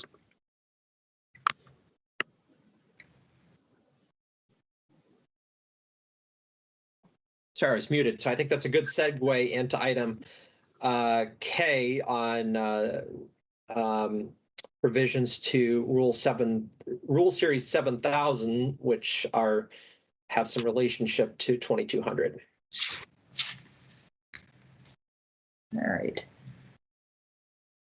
Emily, do you want to jump in on this? Sure. I'm standing in for Donna Rissa-Savage, who prepared this memorandum for you. It's in your packet, so I wanted to make sure that everyone is viewing that. And before I dive in, because I'm bound to forget, the version that is posted online on the bottom of page 2 does not display track changes, and it was Donna's intention for you to be looking at marked up language. So we will repost that document, and more importantly, we'll make sure that that is displayed correctly when we come to you for public comment later this month, which is when that will really be crucial.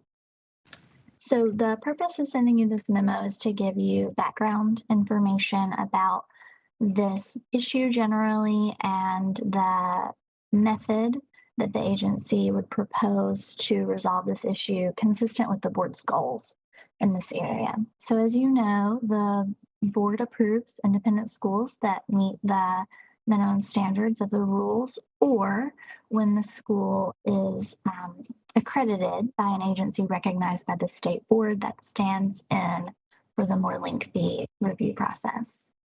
The agencies that are recognized by the state board are currently listed in a separate series of rules by the state board, Series 7000, specifically in Rule 7320. And if an independent school is accredited by one of the entities on that list, it is approved by the state board without the need for additional evaluation or process. It can be approved. It can be approved. Yeah. That genesis of today's issue was in March of this year when the Association of Independent Schools in New England, which we call ASME, approached the state board asking to be included as one of the entities recognized by the state board for accreditation. The ASME representatives attended a meeting of the subcommittee, presented an overview of their organization, and responded to the subcommittee members' questions. The subcommittee then determined that adding ASME to the list would be advantageous and consistent with the board's goals, specifically in assisting smaller independent schools, independent elementary schools to receive recognition or accreditation at a lower cost than some of the organizations currently recognized. And the committee found that ASME's process was sufficiently rigorous. Everyone had a good feeling about the level of quality that ASME accreditation represents. By accepting ASME accreditation, if the board does continue on this path, the state board would be providing an additional pathway by which an independent K-8 school could demonstrate compliance with current approval rules. So this is another way for a school to obtain approval. So going forward, the subcommittee continued to have further discussion of the proposed recognition of ASME, including at the August 2nd meeting.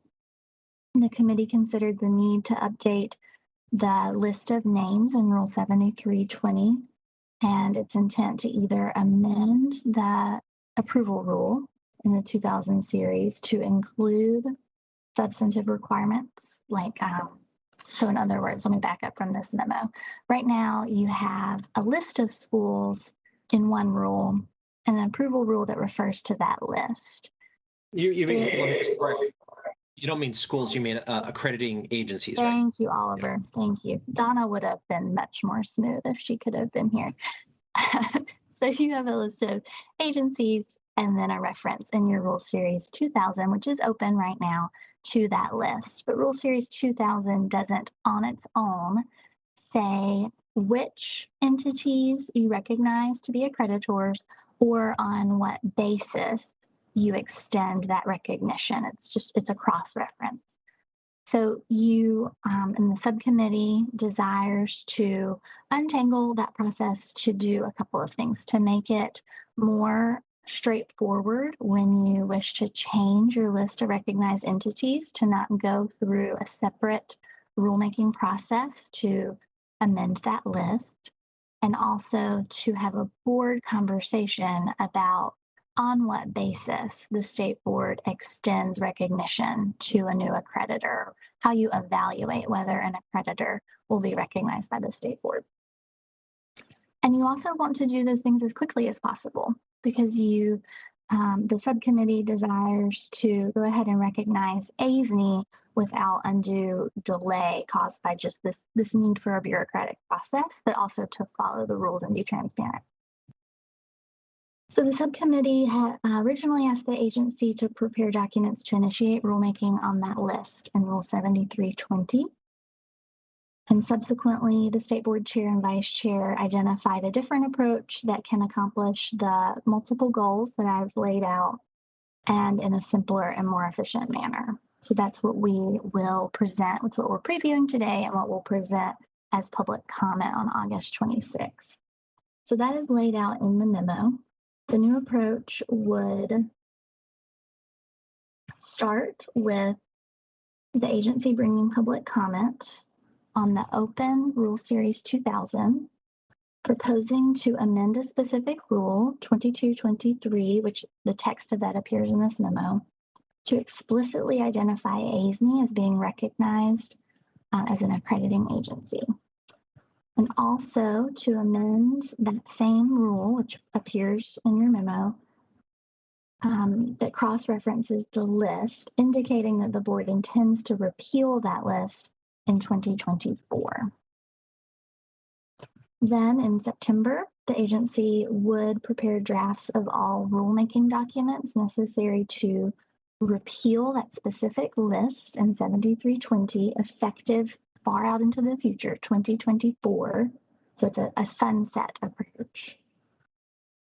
And then repeal all the other rules in the 7000 series effective more quickly, so that after this rulemaking, if this is what the board carries out, the Rule Series 7000 would only include the list of recognized entities and would then further be sunset at a later date. Right now, we're talking about July 1, 2024, but there might be further discussion about that date before rulemaking.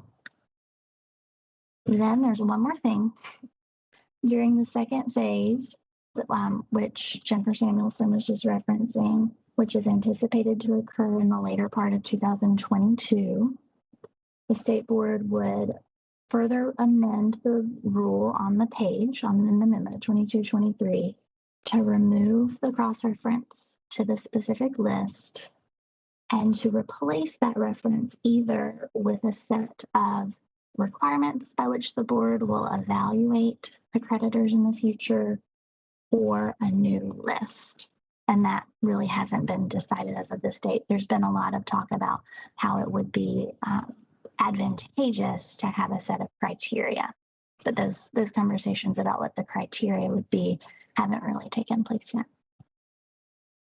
So then the final thing I need to tell you is that paragraph proposed language that the agency intends to offer later this month as public comment. So you will see this language again, and it's not anything we're asking you to act on today, but this is the rule.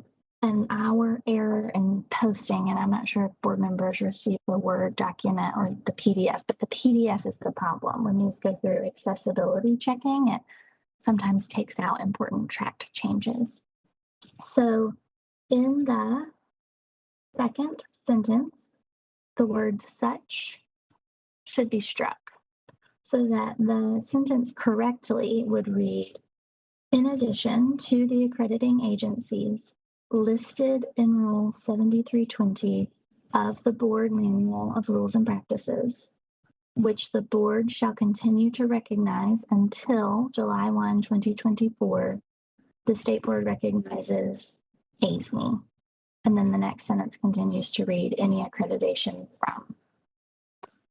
So I'm so sorry about that oral rather than visual presentation of language. It's not desirable, but it'll be cleaned up the next time you see it. It should be much more straightforward.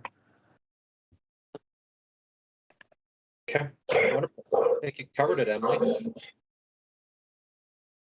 Okay. Any quick questions, clarifying questions from Emily? Nope. Wonderful. Well, thank you, Emily. That then brings us to item L, and I'm going to keep it very brief. I'm trying to pick up a little bit of time here so we can get out on time. But the subcommittee that you appointed has met with Secretary French and Emily Simmons. We've sort of been in, the initial sort of forming conversations. We've essentially at this point identified 6 bodies of work that the board is responsible for, and are going to be doing some brainstorming in each of those buckets before the committee reconvenes in early September to have some further discussion about our respective visions with respect to roles and responsibilities in those six areas. So that's where we're at. And again, the goal is to have something a little bit more fleshed out as a committee that we can bring back to the full board at our retreat. I expect that that's going to be a significant piece of our work in the retreat. So we're a little bit behind schedule. Next, we do have a break. I think we all need, I'm going to suggest a 5-minute break, and it's 11:07. So if we could, we'll split the difference. And if we return at 11:15, we'll pick up item M. Does that sound agreeable to everyone? Okay, so if you could just mute your audio and your video, and see you back here at 11:15. Alrighty, it's 11:16. It looks like we have a quorum, so we'll go ahead and reconvene the meeting.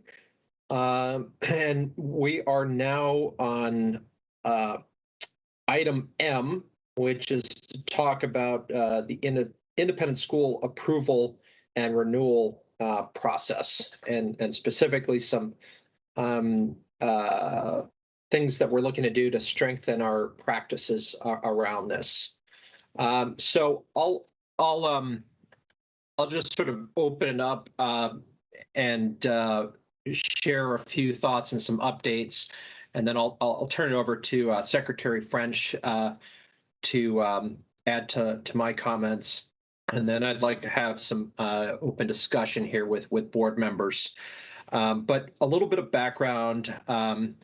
You know, when I you know, several years ago, the practice of the board, when it was considering approvals and renewals of independent schools, was to place them in the consent agenda along with the minutes. There would be a recommendation from the Secretary of Education to approve or to extend or to renew approval of various independent schools. Those recommendations would be placed in the consent agenda and would be approved as more or less a pro forma exercise by the board. That was the practice up until a few years ago, and I want to say it was former Chair John Carroll, when he first joined the board. You know, he started asking that those be taken out of the consent agenda, and through his efforts and Chair Krista Hewling at the time, there was more discussion, more emphasis placed on sort of discussion, asking questions about the various schools that were coming up for approval. And when John took over as the chair, you know, he made that more the norm, and encouraged a lot more inquiry into various schools as they were coming up for approval and renewal. And I personally felt that was a pretty good direction, as somebody who oftentimes asked probing questions about schools as they were coming up.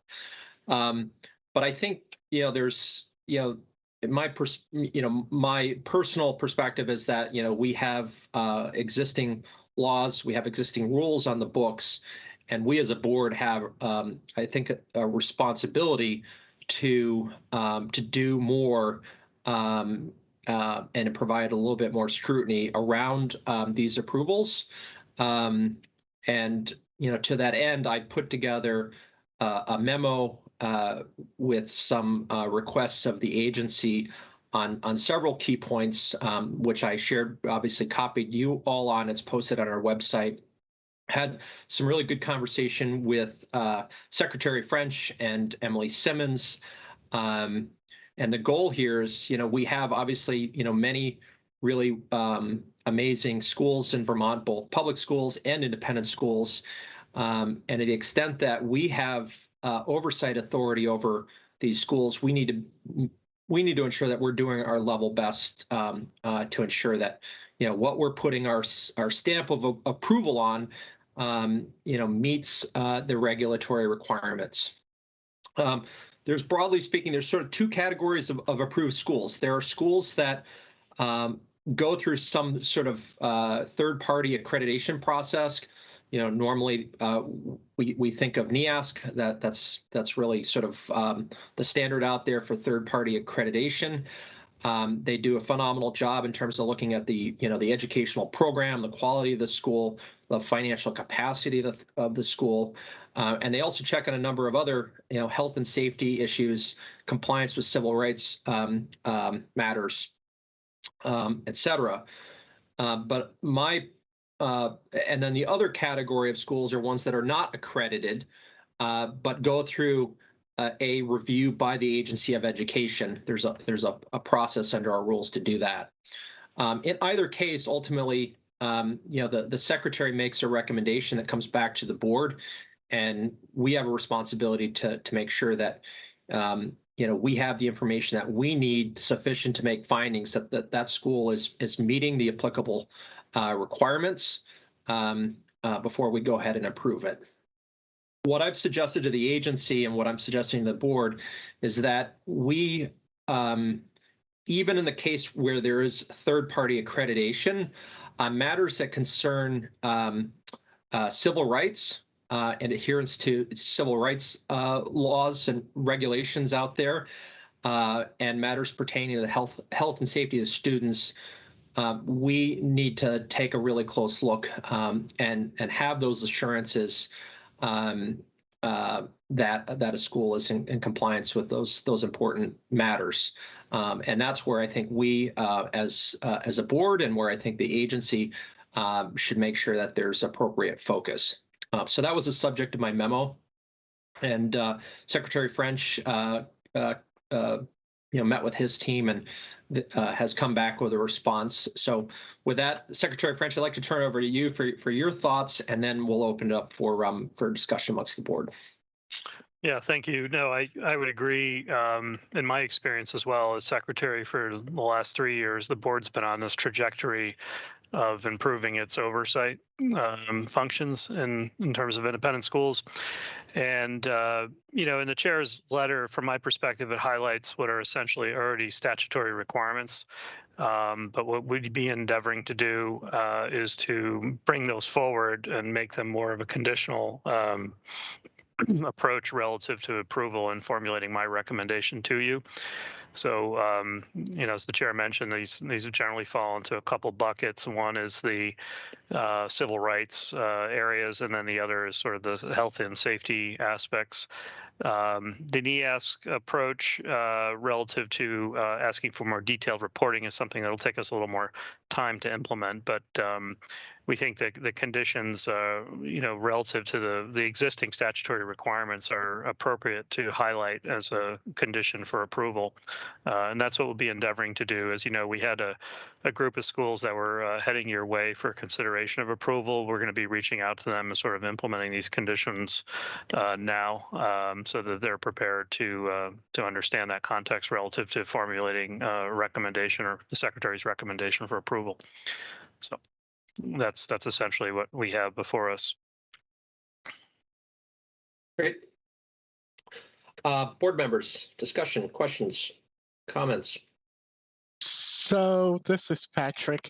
In the process of approval of these schools, do you intend or do you do site visits, so physical visits, so you can, see the condition of the school, justify the health and safety, accessibility, and much more of these schools? Yes.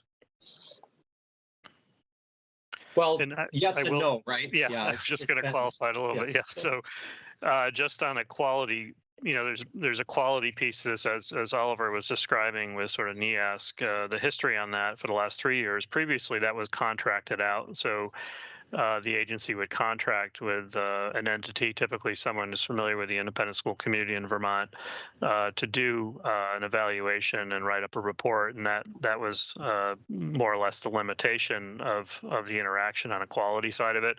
We changed that to have the agency be responsible for doing that directly. So that's a bit of a state of transition, and also particularly with COVID, that's also run a monkey wrench, if you will, into some of that process. But there are the boundaries on that are the regulations and what are described or proscribed as the conditions for approval. So that's also an important understanding, and it's a very important one as we get into the conversations about the structure of the rules going forward. Okay, thank you. Great, thanks. Tom. Yeah, thank you, Oliver. I think it would be helpful for the board to either have somebody on behalf of NEASC present about what is actually involved in a NEASC accreditation, or I'm happy to give my perspective as somebody who was on the NEASC board and a member of the Commission on Independent Schools and somebody who's chaired a number of these school visits. The things that we are asking for are already part of the NEASC approval process, accreditation process, in agreement that was made with the agency years ago. There's an addendum for Vermont schools in particular, Right now, the chair of the visiting committee needs to see evidence of all those things. So the school has that evidence. And I think some of them are things that the schools have to supply to the agency already, or at least certify that they have it. Emergency preparedness plan, for example. So as Secretary French said, some of these are already in statute and are information that I think the agency already has. The NEASC also, there's a number of options for us if we want more from the NEASC process. Right now, the letter that's sent to the school and copied to the agency has all the major commendations and all the major recommendations that the school needs to address in order to keep their accreditation. The school does have to address all of the recommendations in the report, and sometimes those are dozens, 60 or 80 minor recommendations. But the major recommendations are usually a handful to 10 would be a lot of major recommendations for these. Already the agency gets that information.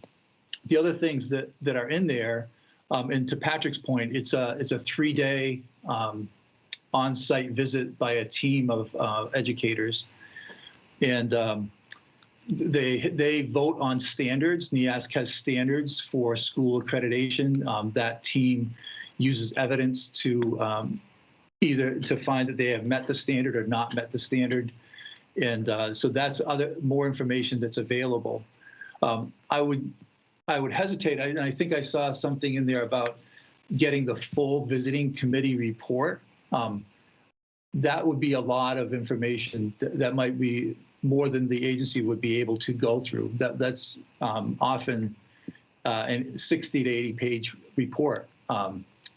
That would be maybe more than is needed, but I think there are ways either to get a certification from the school of the things that that has already been certified by the NEASC chair or the Commission on Independent Schools. I think there is a way to get some of that information, but I'm happy to talk more about that process. But I think that information already exists. Okay. Yeah, and I'm going to turn to you in a moment here, Lyle. I think we all agree the information exists. I think one of the challenges is that we, as a board, historically haven't had visibility to that information. So when we're going through the approval process, if we don't have visibility to it, it's hard for us to make those findings. So I think in the example of it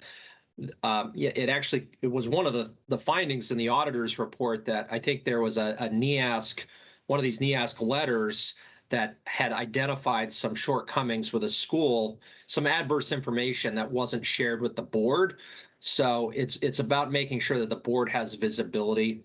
And I take your point, Tom. I think we have to look at what the appropriate level of detail is. We don't want 100 pages, but we do need sufficient. We need to see that there's sufficient evidence to make relevant findings in some of these areas.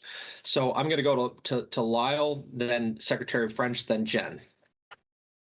And Tom will correct me if I'm wrong because I've been out of it a while now. But Tom, wasn't there an executive summary or something that is included in the NEASC report? I totally agree with you. I'm not sure we all want to get into the weeds of 100 pages, and it is 100 pages long. But I seem to recall like a 2 or 3 page summary. Am I missing the boat? There is an executive summary. The letter to the school is actually probably more helpful than that, but there is an executive summary. Okay. Maybe it is the letter to the school that I'm remembering then. Okay. Secretary French, then Jen. Yeah, just make a couple comments. I support the idea certainly of bringing the board up to speed as to what NEASC is about and what a report would look like. I think that that's come up a couple times at meetings, and I think that's a presentation that would provoke a lot of interest in the broader quality standards for public schools as well. And then so I think there's some room for us to figure that out. The piece I should have highlighted in my quick comments is that we are talking about sort of conditions that would trigger a review of approval, and that's an important difference, I think, than saying, well, there's coverage of existing statutory considerations in a review. But I think the board's aware that currently there's a condition on approval that requires a school to report changes in its program or so forth, and that could be a trigger for a board's review of a school's status. What we're suggesting here is to also elevate these other issues as also in that sort of same framework. So if there were an incident, for example, that resulted in an investigation of discrimination and so forth, or a violation of DCF mandatory reporting, it would just elevate it to an opportunity for the board to consider that relative to the school's approval status. So that's sort of the difference, is that we're trying to bring these things into a place where it would give the board some purview to consider approval relative to something that might have occurred at a school in between a review process. Jen. Yeah, thank you. I agree that this is an area that I think we should probably devote more focus and use the tools that we have at our disposal, particularly because Vermont is, one of the few states, if not the only state, where we do allow public tuition dollars to flow to an independent school that's been approved. So I think it would be good for us to have greater oversight because it sort of raises the importance, I think, for us to do that. And then the other thing I was going to say is I do think it would be helpful, Tom, if we had NEAS come at some point, whether with regard to this or as we're thinking about, changing how we recognize accrediting agencies, in our Rule Series 2200. But I think it would be really helpful to have NEAS to help us sort of frame, what that process might look like. Yeah, and I think it would be good to have them because they are in the process of streamlining their accreditation standards and process so that there's going to be an annual data sheet that could be sent to the agency that shows all of the changes in demographics or programs or what have you. There's also, and now they're changing the timeline from 10 years to a 5-year process, which would align with our approval process as well. So I think it would be worth our time to hear from somebody from NEAS. So I think I'm sensing everybody would like to hear from NEAS, either at a future board meeting or perhaps maybe they could come to our retreat. So unless there's objection, I can work offline to try to arrange for that. I think that would be really helpful. Thanks for that suggestion, Tom. So I think just any other comments or questions? I just want to echo, Jen's point that, there's, from my perspective, I mean, we are essentially talking about school, one of the benefits of becoming an approved independent school, because we should always remember there's another category of schools that are so-called recognized schools, which are completely outside of our jurisdiction. We literally have no regulatory authority over them. There's it's virtually anyone can set up a so-called recognized school. There's a very streamlined process, and essentially all that does is exempts you from the truancy laws. But when we're approving a school, there's two things. One is, there's reputational risk. We're putting the state of Vermont's seal of approval on that school, and that should mean something to the, to all of the approved independent schools we have in Vermont. We have some exceptional schools out there, and when people see that a school is approved, that should have some meaning. It shouldn't just be a rubber stamp in the consent agenda. And if there are schools out there that are not meeting our standards, and more importantly, are deficient with respect to important health and safety matters, or if they're discriminatory in some way, I don't think we want them polluting the pool, so to speak. And then to Jen's point, these schools are eligible for public funding from non-operating districts. So we now have, taxpayer dollars going to these schools, which in my view, I think deserves a little bit more scrutiny and transparency. So Lyle. Yeah, I just wanted to bring up thanking you, and I meant to thank the 2200 series subcommittee as well, because what I think your topic, Oliver, is bringing up in the 2200 series is around quality, equity, and efficiency, which is, I think, when we talk about what is our role, both of these topics are right in that wheelhouse. So thanks to the committee, and thanks for you for bringing this up. Great.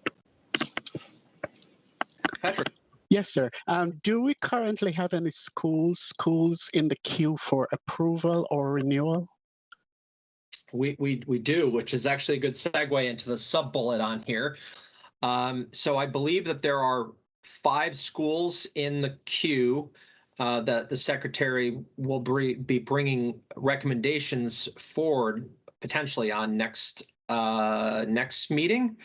And then there is a queue beyond that, which is another request I've made of the agency, which is to have a list of all of the approved independent schools and when they were last approved, when they are due to be renewed, and on what basis they have historically been approved on, i.e. whether they are accredited by NEASC or if they've gone through the AOE review process. So some list like that, so we as a board and the public at large have visibility into, what does the future look like, would be really helpful. Yeah, I think to your specific question, Patrick, yes, there are 5 schools that are queued up to be brought to the board in September. To Oliver's point, we'd like to make the reporting useful to both the board and the public at large. And I was in particular, as we were discussing this a month or so ago, I thought it would be really useful to think about this being laid out on the website, sort of as a quasi-permanent basis. So what are those data elements? Oliver's listed some. If you have other ideas on what that should include, you can feel free to email me directly. But we'd like to move to a place where we can stabilize sort of the reporting requirements on this, so you have the information you need, but also the public as a whole would understand it as well. Thank you. I think just as another observation, and I'd like your perspective as the administrator of a lot of this, Secretary French, but there has been a narrative out there that somehow this is the Wild West, and these schools aren't subject to any regulations, when in fact we do have statutes on the books that are very clear about in many areas, what the requirements are of schools, and we also have rules and standards, and I think we as a board need to do a better job in holding schools accountable to those standards and regulations. Yeah, I would agree. I mean, from the agency's perspective, we see our role sort of threefold. One is providing leadership to educational issues, policy issues, and the other 2 roles are directly related here. One is support, and the other is oversight. And there's a line or continuum between support and oversight. And I think an essential element of good support is to having a clear regulatory framework. So then when oversight, it is necessary to shift to more of an oversight function. People understand that continuum. But we do, good news is, I think the board's been working through these issues into Lyle's observation of like quality, efficiency, equity, and so forth. These are central sort of high-level goals of the education system for which the state board, I would say, supervises that enactment across the state. We have to have those quality standards well defined. We have to have quality assurance processes defined. the board's been working through quite a few issues and reacting to some issues relative to independent school approval, but these issues are also front and center in the public's side of the regulation as well.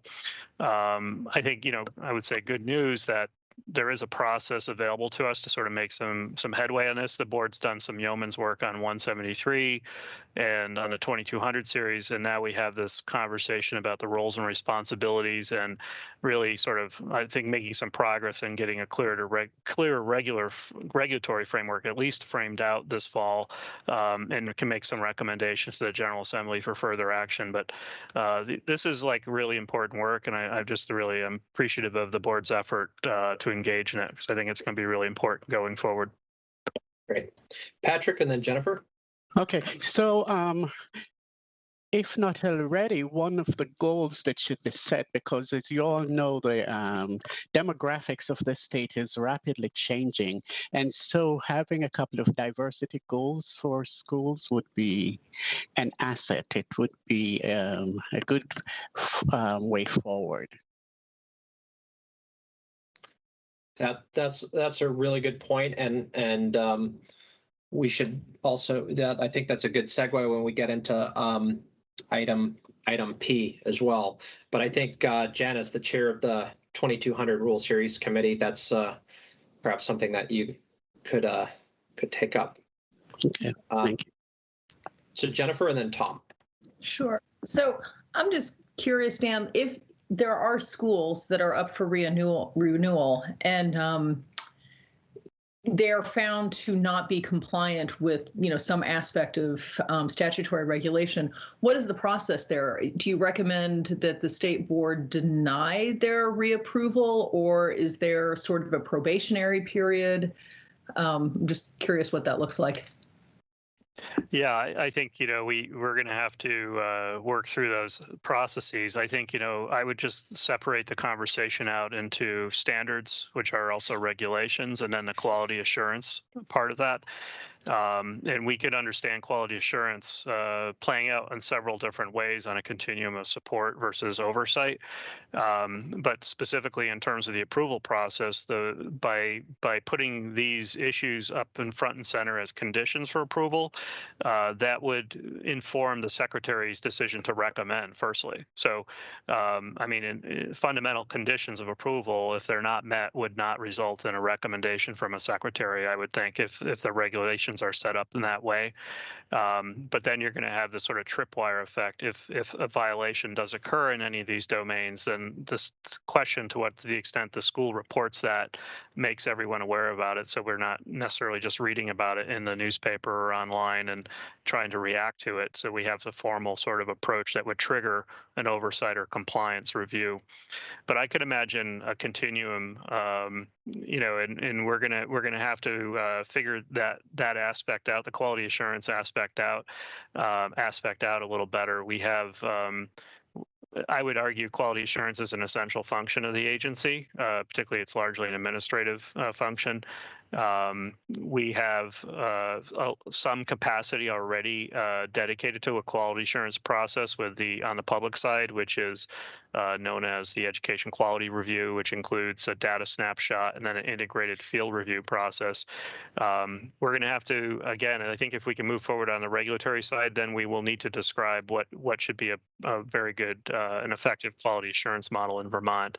I'm not totally convinced that the integrated field review addresses all of these areas as we launch that towards the public school system. I think there are some assurance and condition aspects that we might want to leverage a little more efficiently. But I think we have it's fair to say we have some work to do on the quality assurance side as well, as much as the regulatory side. So my hope would be, again, that we can sort of get some clarity on this, then describe very emphatically in regulation what the rules of the road are. So everyone understands that, and we can staff it accordingly. Great. Tom. Just Patrick's good point. Another benefit of taking a look at the NEASC model is that they do have DEI standards, and it's part of the accreditation process. And they've been bolstered in the new set of standards they've been even strengthened further. So again, just a plug in the NEASC process too, and this might be a model. There's a 2-year, there's some interim evaluation reports where schools have to report on progress that they've made towards addressing recommendations that came up from the last review. And so, especially if there's a probationary finding, there has to be a staff visit, on-site staff visit for those schools. So again, I think that model for us would be worth looking at.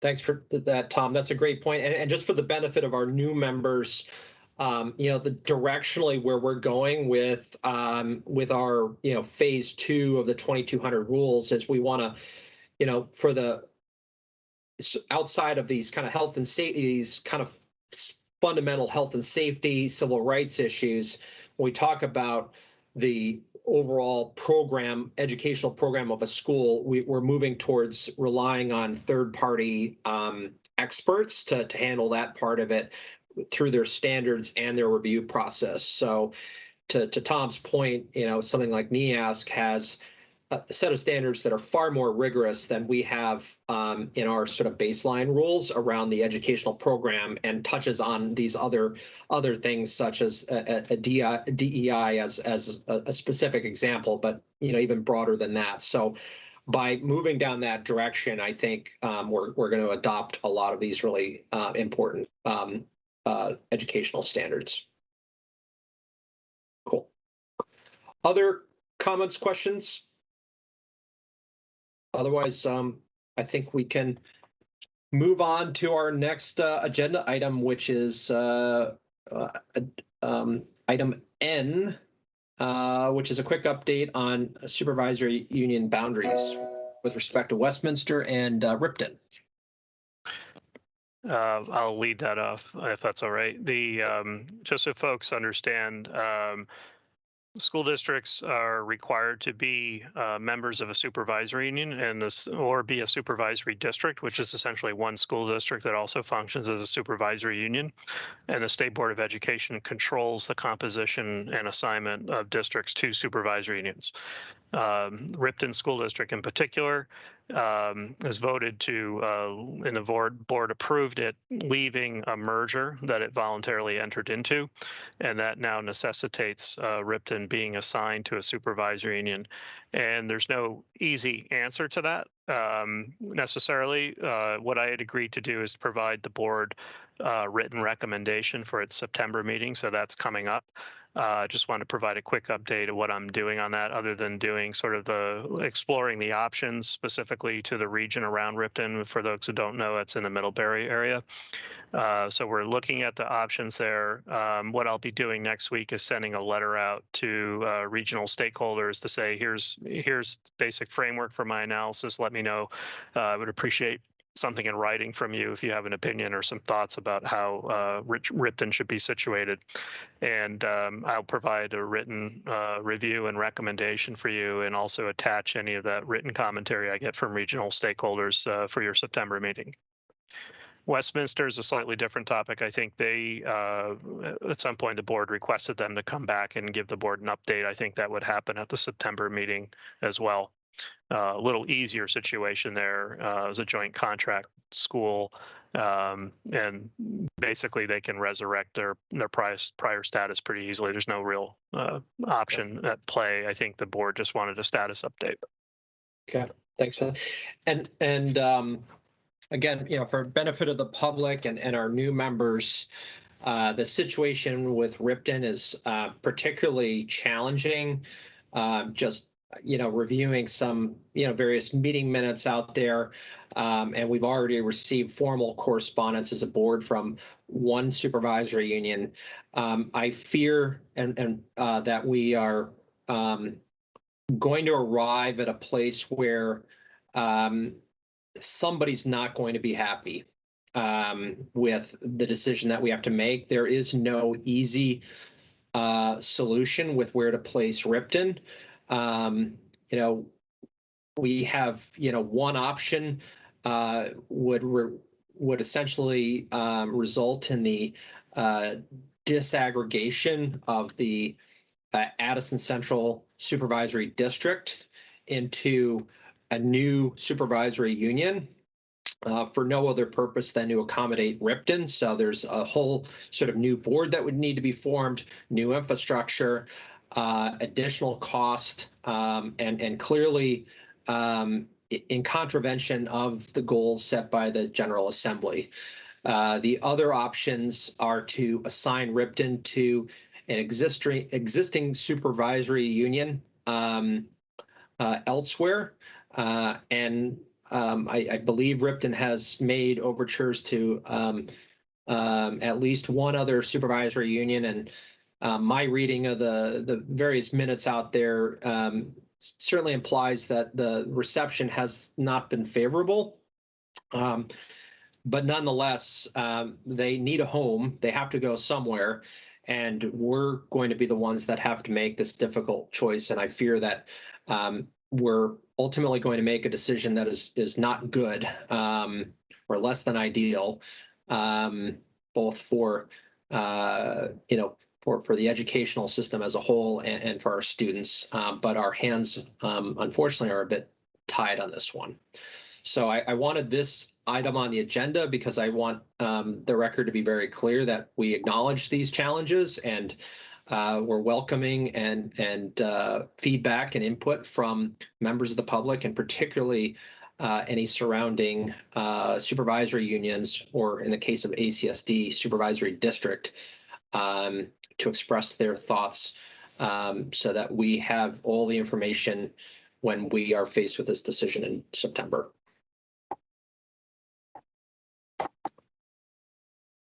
Unless there are any other questions on that one or comments, I think we can turn to item P on the agenda, which I'll turn it over to the secretary. So in your packet, I prepared a very quick summary, and I say quick. This could have been a much more extensive summary. The board had asked me to provide some context for work that the board is interested in exercising its leadership. That's my interpretation of your conversation last time. So what I thought I'd do firstly is just to identify some other existing state structures that are in place. The state of Vermont has, constitutionally and otherwise a broad commitment to equity. Yet we have persistent patterns of inequity, and this is always something that has to be worked on. But we have some sort of quasi-permanent structures that have been in place for a few years. First one I list is we call the HHB, the Hazing, Harassment, Bullying Prevention Advisory Council, which was formed in 2012 to bring together several different groups that were all operating in the same space. They have a lot of interest in the issues of equity and opportunity, but they're also, I think, a bit at a crossroads. They have completed a certain scope of work. Some of the leadership on that group has turned over a bit, and they're looking particularly at Act 1, which I'll describe in a minute, and are interested in advancing these themes, but also working together with other groups that are working in parallel. Act 1 in 2019, the working group the board's familiar with. This group is created to recommend equity and social, ethnic and social equity standards. The state board approves curriculum standards in its regulatory construct. So this group, it's about 20 individuals, is out working on producing a recommendation to the state board, and is very interested in going beyond just the curriculum recommendations, but to seeing what can be done to enact greater equity, particularly racial equity and social equity in our school system. So looking at institutions as systems and so forth. And then most recently in this legislative session, Act 35 created a task force on equitable school environments, which gets at exclusionary discipline and patterns of how discipline has been used, exclusionary discipline such as suspension and expulsion, how that disproportionately affects marginalized groups more so than others. So that group is in the process of being organized. And I just call your attention to the broader interest statewide. There is a an executive director of racial equity advisory panel, and so forth. So there's an interest in coordinating efforts within state government as well around these different issues. And then I summarized. Call your attention. The agency over the years has been involved with many different equity issues, and in particular, I thought I'd just highlight the S estate plan and the process the agency went through to create the S estate plan, because I think it's representative of our intention to leverage the agency's leadership to enact greater equity in the education system. In particular, we talked about issues of data suppression earlier. One of the sort of more innovative things we've tried to do is to create an equity indicator that's sort of a composite for what were previously sort of siloed equity indicators that were the cause of suppression issues, and now we've created an aggregated one that still, I think, has some suppression issues. Meaning, when I say suppression for new board members, what we're talking about is when you have very small numbers in some of these categories, they could trigger no data being reported. So we decided to sort of create one composite equity indicator, but it's sometimes the data is still being suppressed due to the small numbers of data. So that's always been a perennial issue. It's a theme of the School Environment Task Force as well, is that sometimes we have just very small N, we call it very small numbers, so it's hard to report on trends without personally identifying students.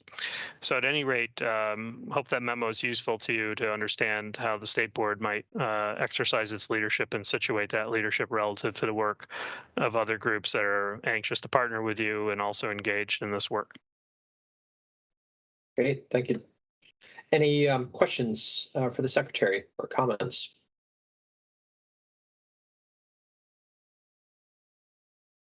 If I could just add to that a bit. We've had the issue of CRT, critical race theory, and some of the political activism around that emerge, and that's one an area I'm interested in using my leadership as well. You know, part of it is to understand it, I think, as political action, not necessarily representative of the reality of our schools and their curriculum, but it has been a disruptive activity on the part of local school boards. Having their meetings, so say, disrupted by this activity, and some of it well-intentioned, but some of it very disruptive, and a lot of misinformation going around from the curriculum standpoint about how curriculum is formulated at the local level and so forth. So I would like to, as secretary, partner with the state board and any other entity in the state to provide a more formal way for us to really push into this sort of space right now, our commitment to equal opportunity for all students, and to address the disinformation that's being circulated as part of a nationally organized political action. So I'll just throw that on there and be happy to work with you as state board. And I think we do have a responsibility, both as secretary and as a state board, to organize a strategic disposition towards this issue as we go forward. Yeah, I think that's a great point, which I'd like to talk a little bit more about, but I'm going to turn to Kim next, who may have a few thoughts on this topic. Yeah. Thanks so much, Dan, and especially for your follow-up comments. That's very helpful to hear at the highest levels of our education system the facts, and I think that would go a long way in allowing the local districts to have language and the clarity. I think just in other hats I wear, I'm recalling that courageous conversations, which have come under fire, are among the things that have been grant opportunities for equity literacy, and those have been granted from the state for years. So there are some areas where I think we might benefit locally from specifics about ways that the state has leaned into and supported this kind of work in our local districts. That would be helpful at a local level. And I am very enthusiastic about us finding our voice in this space as leaders in education in the state. So I look forward to all of us partnering in the work that has been underway for many years, as I think many of us are aware. Thank you. Great. Thanks, Kim. Other comments or questions? Okay, so in terms of courageous conversation, I think that's a very courageous thing and should be encouraged. I am not convinced critical race theory at K through 12 is the right time. I am supportive of multicultural education and multicultural education being embedded, not being over here or over here, but being embedded throughout the entire curriculum. Critical race theory was coined by my dear friend and late person, Derek Bell, who was a legal scholar, a law professor, the first Black tenured professor at Harvard. So both Derek Bell, who came to Burlington many years ago, and a woman by the name of Patricia Williams, who was at Columbia, they were the ones that came up with this term, critical race theory. And so in higher ed, and it's used a lot in higher ed, critical race and ethnic studies, but critical race theory, I think, is going to be challenging for people to understand, for folks at the community level and, teachers and students to understand. So, my support is for multicultural education and multicultural education embedded across the curriculum. I think this whole critical race theory should remain in academia and higher ed. So that's my 2 cents. Great, thank you. Other comments, questions?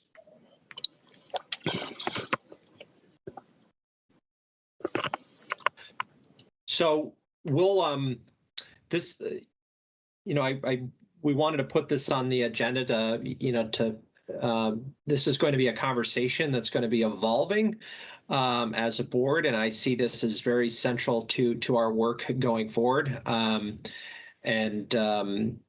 see this as sort of it's going to be an evolutionary conversation, and certainly welcome your thoughts as we sort of find our way to best approach this and make sure that we're having a positive impact in this really important domain, and doing so in concert with the many important partners who are doing good work in this area.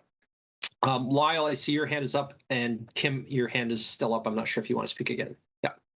Just quickly, I want to thank Patrick for that comment he just made, and we may need, Patrick, for you to continue to say that over and over again as we move forward in this process. I think people need to hear the accuracy from someone who is scholarly around that topic. And so I look forward to hearing you speak to that again in the future. So thank you.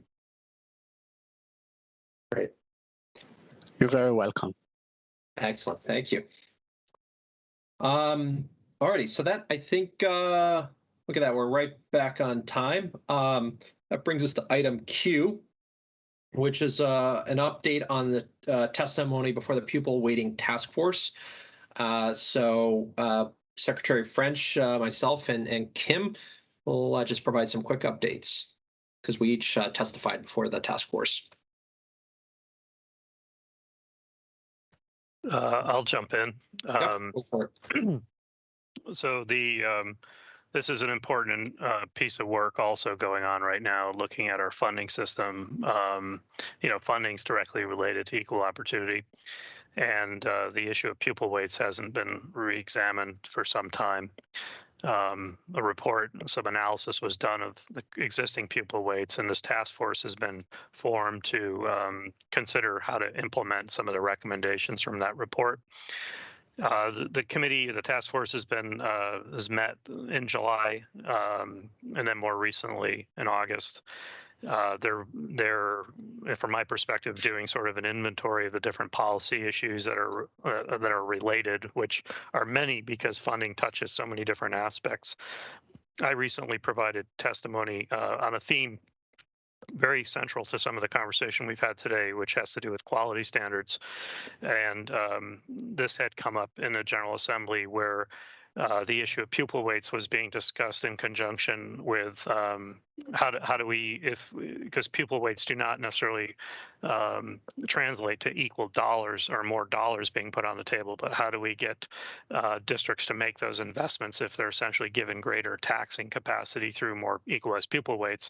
And the response to that is to look at our quality standards. And so I provided some testimony to the task force around those lines, and also suggested that there is already a sort of a placeholder for that conversation and the roles and responsibilities work that the agency and the state board are engaged in. So I think it's an important piece to acknowledge that the function of regulation in this area and quality assurance is also part and parcel with the funding. And if we are able to take advantage of the opportunity to coordinate these things simultaneously, I think we'd end up with some fairly high quality policy direction in the next 6 months to a couple of years.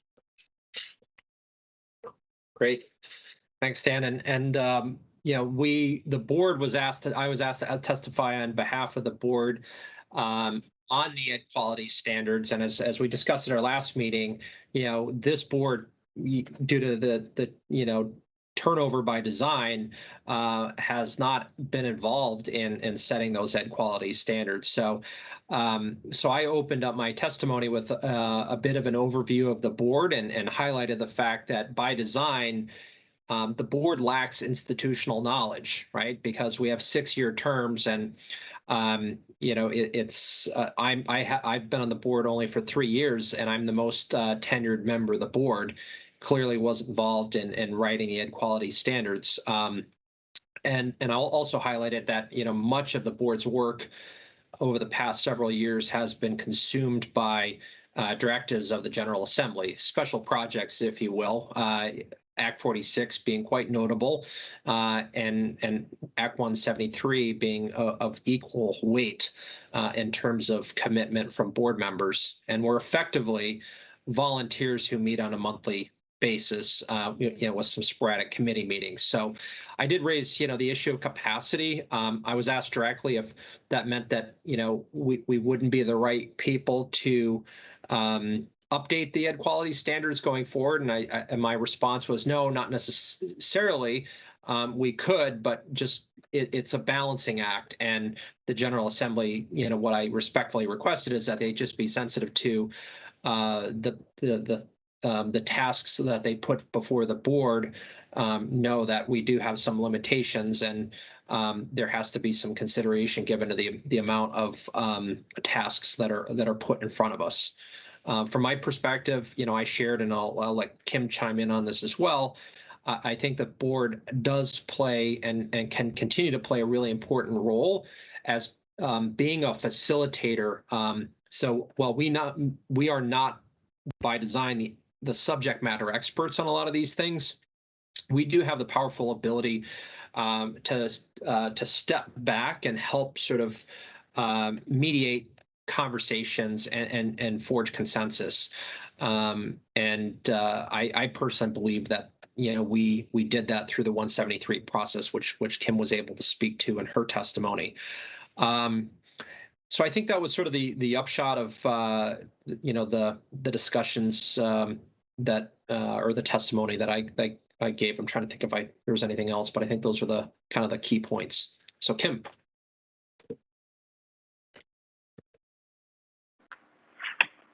Thanks.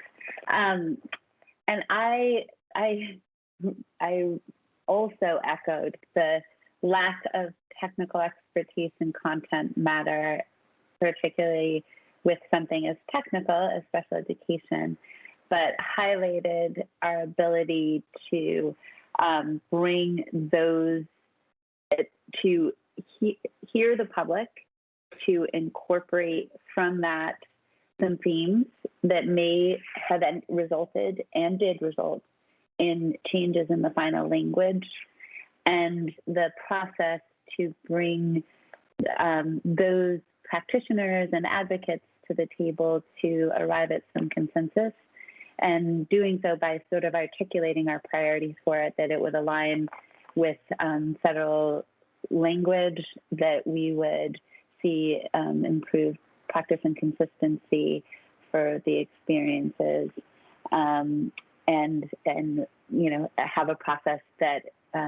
intentionally reflects parent and guardian input in the process. So I mostly highlighted our convening capacity and our capacity to bring folks to consensus after the fact that could bring the technical expertise to the work.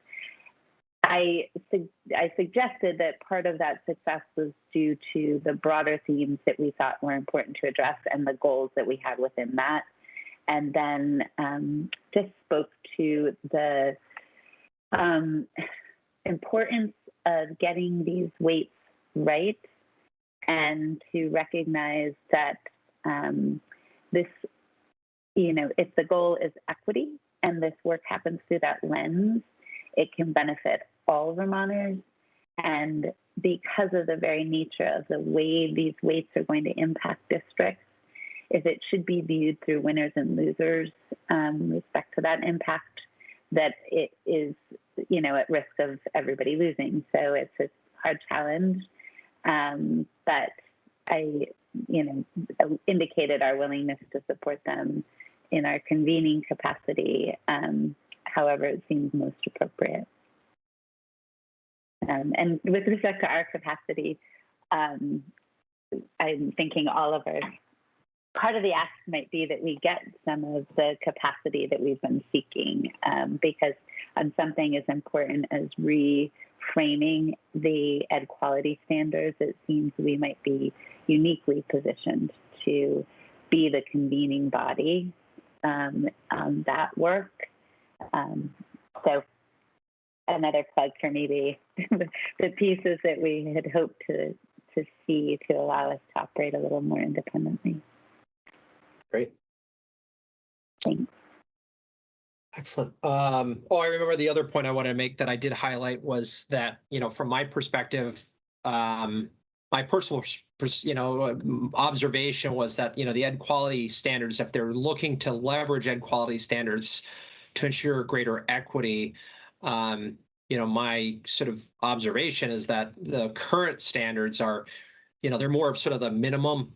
They're just that, they're minimum standards. And I highlighted, I went back to an example I actually presented back in the General Assembly several years ago as part of the debate for the plan to get to the weighting study that led to this task force. I highlighted the example of 2 high schools in Vermont that both, you know, meet the ed quality standards, but had radically different levels of educational opportunity. And I use that as just an example of where, you know, the existing standards, if you're looking at that as a tool to promote equity, I don't think that the existing standards would achieve that.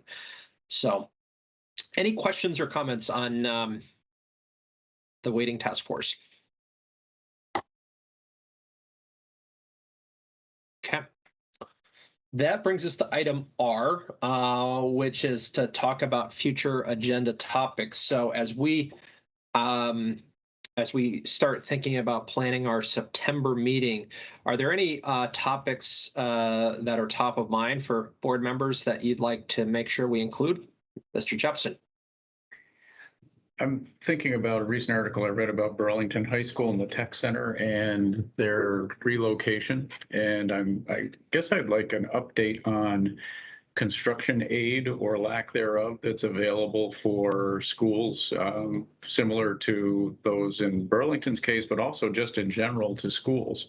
And I don't know if there's ARPA money available. I don't know how things might be able to flow. So would love an update on that, and would love to be able to support Burlington as they pursue their relocation. And of course, with my tech center hat on, I'd love to support the tech center at Burlington. So great. Any other, and obviously, as always, if you think of anything else after the meeting, feel free to shoot me an email. and we obviously have a few weeks. Secretary French, and then Tom. To Lyle's prompt, I'd be interested in providing the board sort of an overview of all the different policy initiatives that are in play right now, because there's a considerable amount of work that the legislature has laid out in Act 72, which is on school facilities. But just to see if I could lay that all out in a visual for you to understand all the different initiatives and where the priorities are at the moment. There's a lot going on, absent even COVID. There's just a lot going on in the education policy world. So it would be probably useful, maybe good information for the retreat as well, just to understand all the different initiatives that have been brought in. Maybe if I could suggest, Dan, if you provided the 30,000-foot level at our September meeting, and then that might prompt some discussion on what areas the board is really interested in double clicking down into, and then we can set that up for that next level of discussion at the retreat on those particular topics. Does that make sense? Okay, great. Tom. Yeah, thank you. So some things that I think that we should return to, and that Angelita mentioned earlier, is lessons learned during the pandemic, and the diversity of learners and how they are, how they can be better served. I think that would be well, that would be a board level discussion, I think, because I think that there might be a chance to give more flexibility, as was mentioned earlier. Also in that same bucket would be a follow-up on student mental health. From what I've been reading, there are concerns about going back, but there's also the trauma of what has just happened over the last 18 months, as some students were just beginning school, some kids were just beginning high school, and so forth. So that would be one, the lessons learned during the pandemic.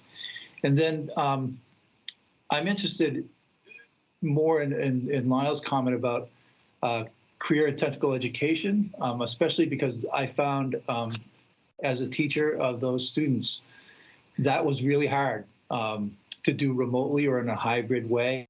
And just some kind of update on the state of career and technical education in the state. That would be interesting to me. Okay. Good. Jen. Well, you may already have these on your notes, but of course we'll have a 2200 subcommittee update, and then Ripton and Westminster will also be coming. Yeah. Okay. Perfect. Anything else? Mr. Brown? So just to, as a follow-up, looking at, for example, Burlington and Winooski, the most diverse district in our state, and the contributions or lack of contributions from the new American population, and the different languages that are spoken. That's very educational, and not just from the student perspective, but the lack of teachers from those populations in our school district. Are you thinking that we might invite sort of leaders from those two school districts to sort of jointly present? Definitely, yes. And from Winooski, there's someone by the name of Mohammed Diop, D-I-O-P. He was a para-educator. I think he has a more significant diversity role in the district. And along the same line, there's a vibrant group in Burlington called the Multilingual Task Force. And they did quite a lot of translating for new Americans during the early stages of the pandemic, so the community could be better educated in different languages around the significance of complying with the guidances. If we connect offline, would you be willing to take the lead on getting something organized for that? Definitely, sure. Okay. I'll reach out to you offline and we can work out the logistics. Other suggestions? Nope. Okay. Oliver, Jen, yes. we don't have a date for the October retreat yet, do we? We do not. There's a doodle poll out there that I believe everybody, with the exception of 2 people, self-included, have participated in. So we should have that pretty soon. Okay. Okay. Wonderful. Right. That brings us to, with 4 minutes to spare, agenda item S. So would someone care to offer a motion? I move that we adjourn. Okay, it's been moved by Jen Samuelson that we adjourn. Is there a second? Second. Seconded. Seconded by Tom Lovett. Is there any discussion? Hopefully not. All those in favor, please signify by saying yes and raising your hand. Yes. Yes. Okay, and those opposed? The ayes appear to have it. The ayes do have it, and we stand in adjournment. Thank you so much for your participation today and your service, as always.